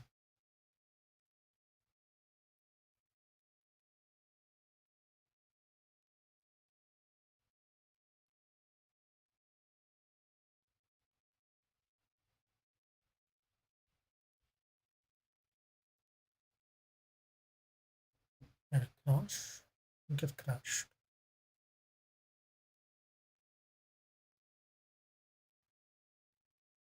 Why is it crashing?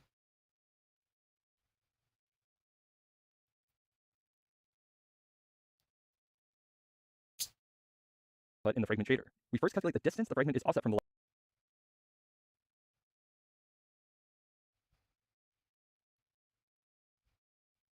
10:45-ish.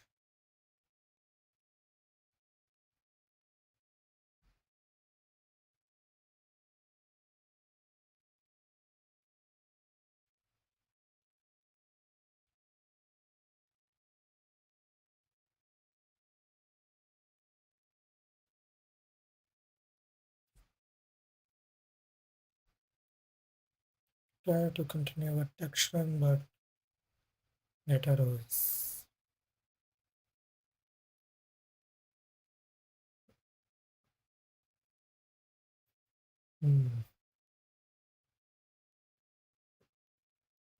It's coming all the way there. Save everything.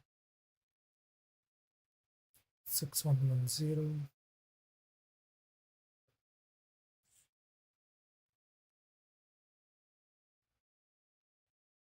Shouldn't you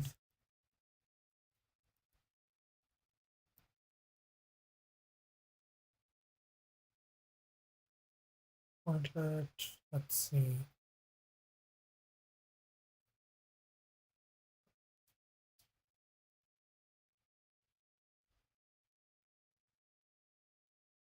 Let's try and run it.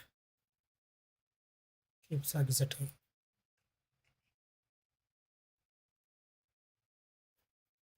Let's finish the full tutorial, then go bug fixing. Remain float. Systems.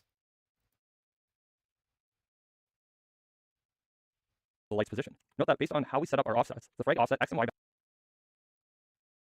Distance square root dot flag offset.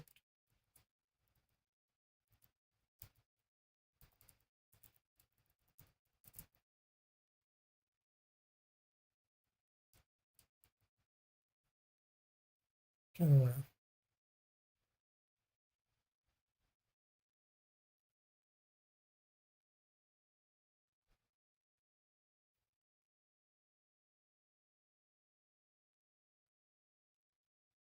Check afterwards. one range, no matter how large the billboard is made. So if the distance is greater than 1, we discard. Discard is a special word that can only be used within fragment shaders. It tells the pipeline to If does greater than equal to 1 and 0, then discard. away this fragment and return. This means the out color will never be set for this fragment. If you run your code again, the light should now appear spherical. We can make the light object larger or smaller by changing the value of the light radius constant in the vertex shader. Now would also be a good time to try calculating the vertex positions using the alternative method I mentioned previously. And for those interested, here's my solution. Okay, this tutorial's already a bit longer than I would have liked, but there's one final thing I'd like to do, and that's to fix these validation layer messages. We're getting these warnings because the point light pipeline expects there to be the same vertex attributes that we use in the simple shader to be present. Any of the shader programs we create that require model objects will want to use these values, but that isn't really the case for the point light system. So before finishing today, I would like to make it so these values are optional. In the pipeline header file, I will adjust the pipeline config info struct to contain vector fields for both the binding descriptions and attribute descriptions. The pipeline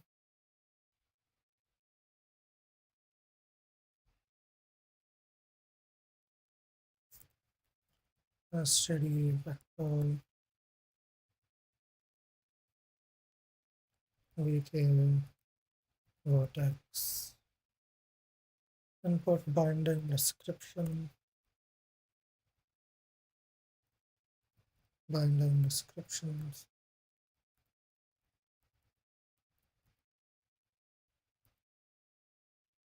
attribute descriptions again. Then, when a pipeline is created, rather than fetching these values statically from the model class, we can use the values provided by the config info.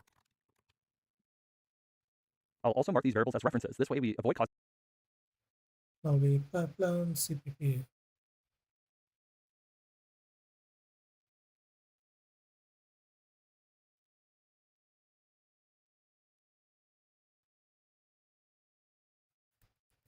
config info dot bind and descriptions.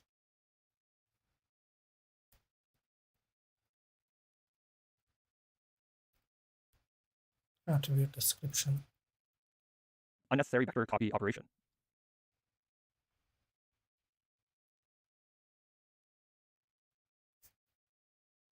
Photo and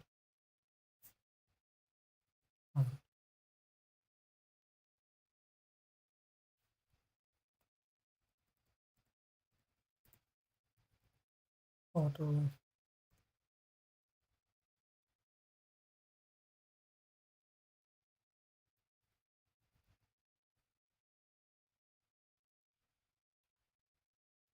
explicit. Yeah. Save.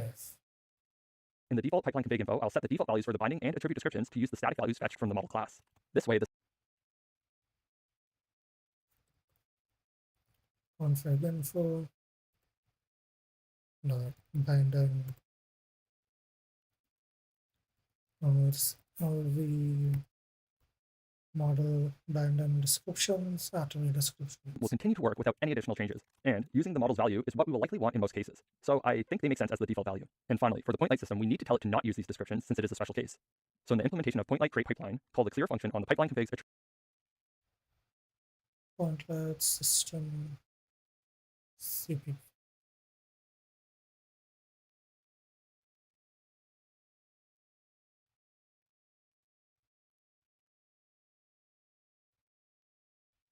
and binding description vector.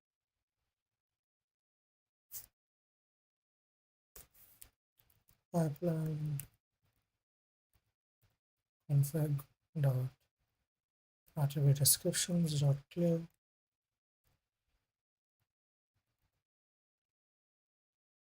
pipeline binding descriptions clear. If you run your code again, the validation error should now be gone. And we're finished. Stay tuned for the final few tutorials. Okay, let's run it.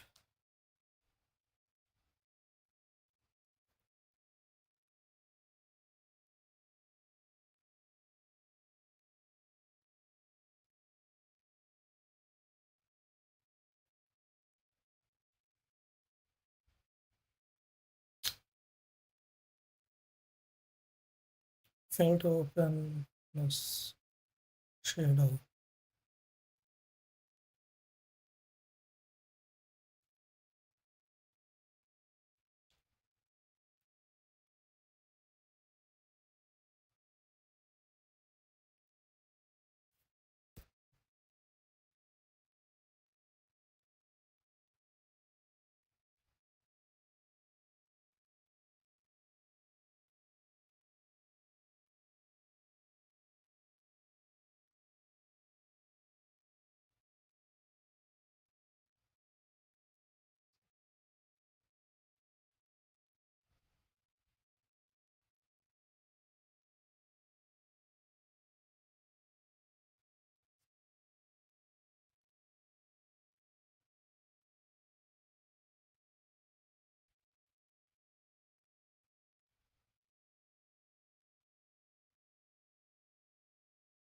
Okay, let me make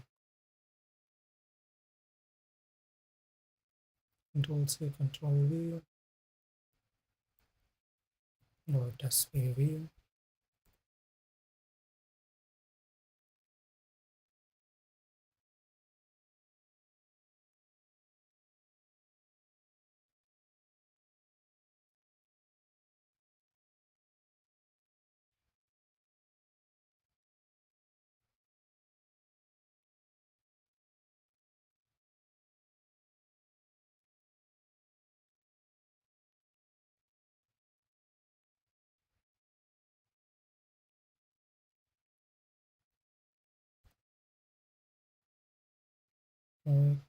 Control C, Control V, dot SPV. Yeah, let's save.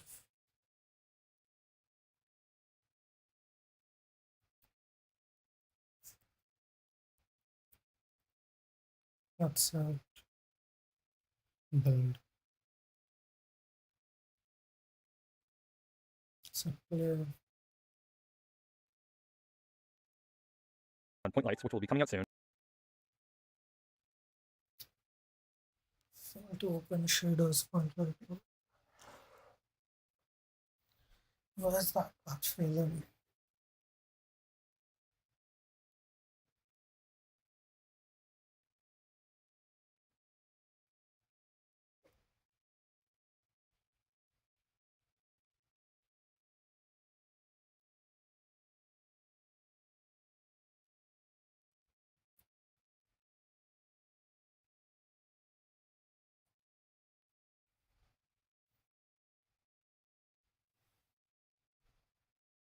What patch? That's feeling. It's getting built.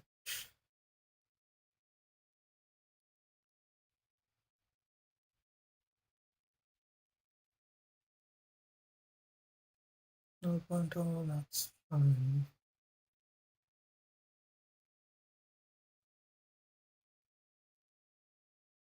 Am I missing something? Thank you for watching. Keep on coding.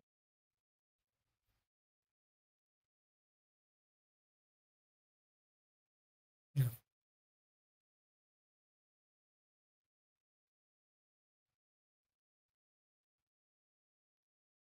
So it's 24.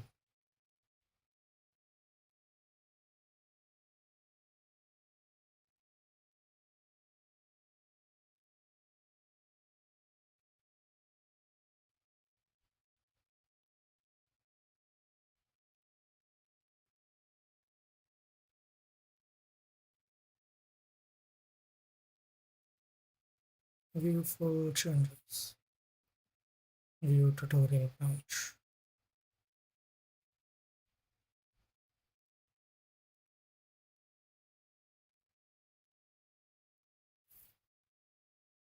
Get first up.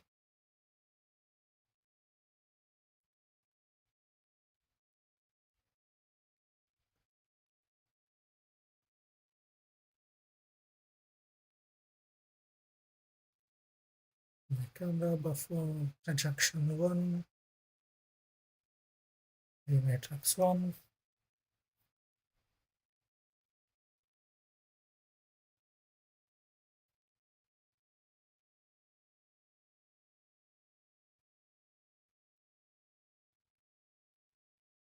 Okay, this I did not create. No, yet I did.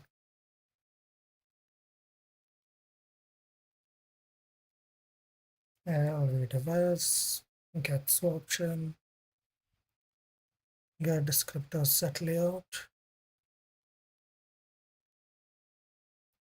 Then let's see. You will projection matrix, then camera.getView,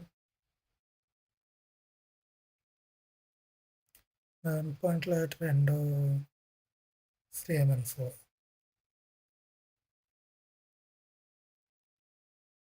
Okay.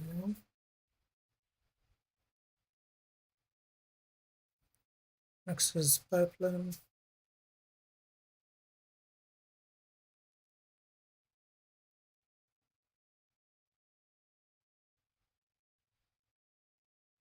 And description, attribute description,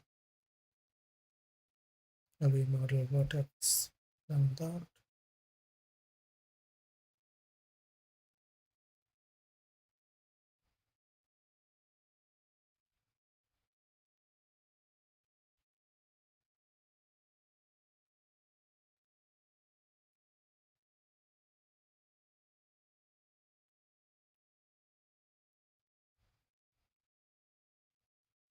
Finding description.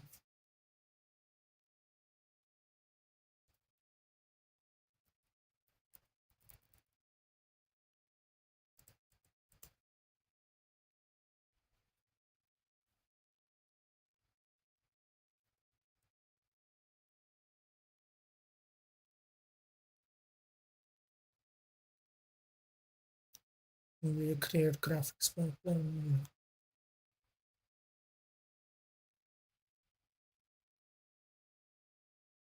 Hmm.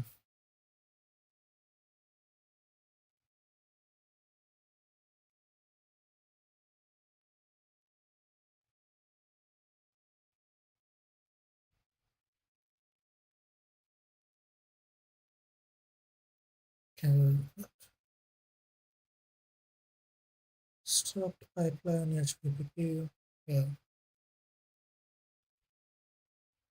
Frontlight system.cpp.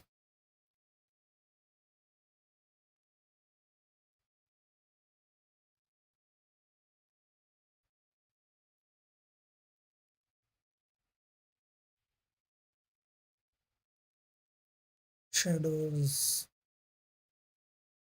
dash this.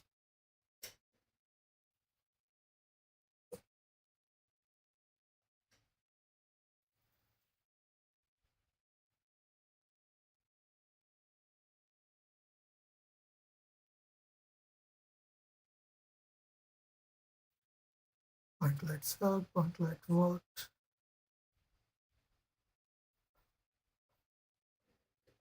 Or is maybe in the CMA class something.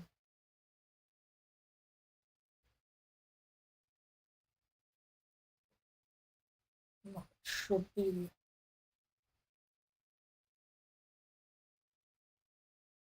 getting registered.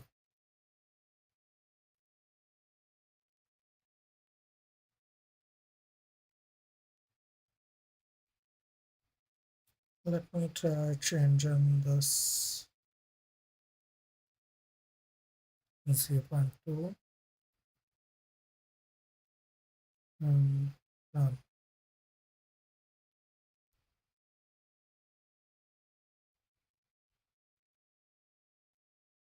See details, noise. Okay, let me just try closing and restarting. C line.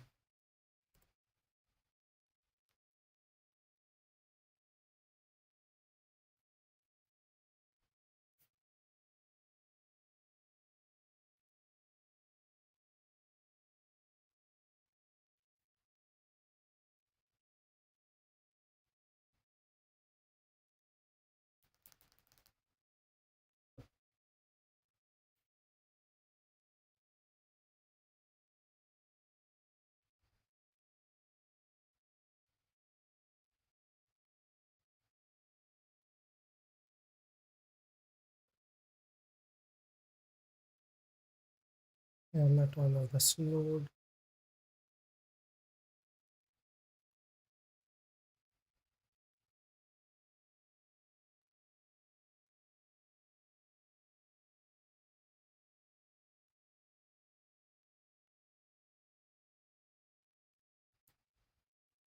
Zero point 0.1, save.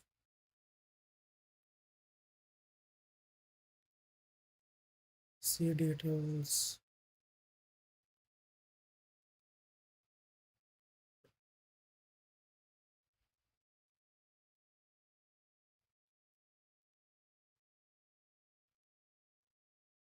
Disable this plugin and restart.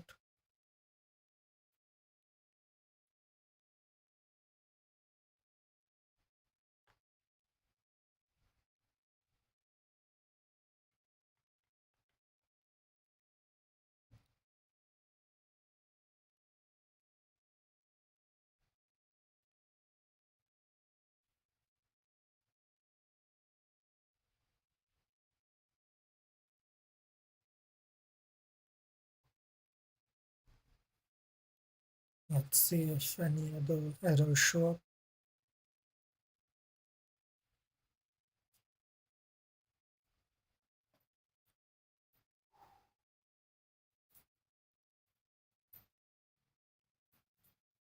Hmm.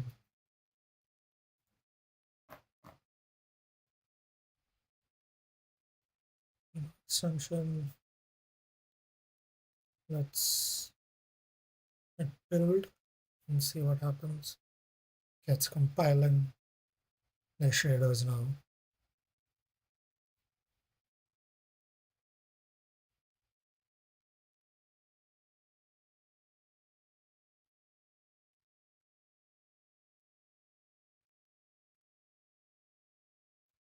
Okay, let me go back here.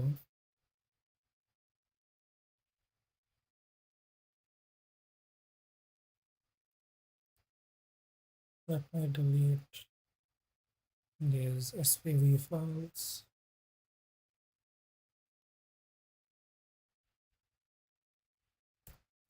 Delete.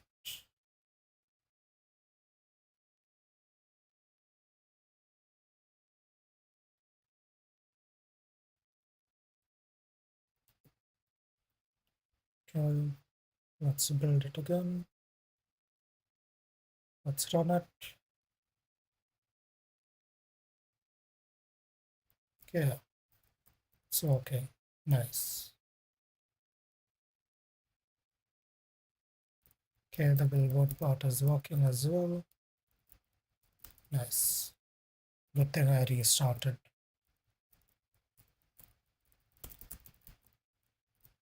Okay, the lighting is much smoother now as well. Yeah, cool. That has been fixed. Voting. Cheers.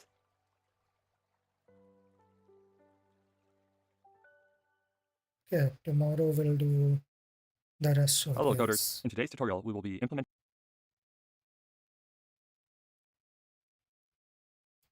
on my phone.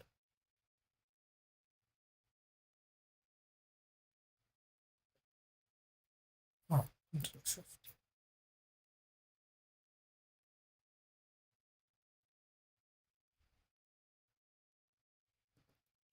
Okay, let's save all of this.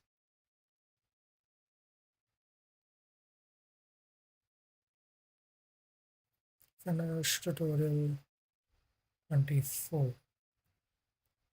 Billboards. Commit and push. Okay, let's end things over here today. I'll see you all tomorrow.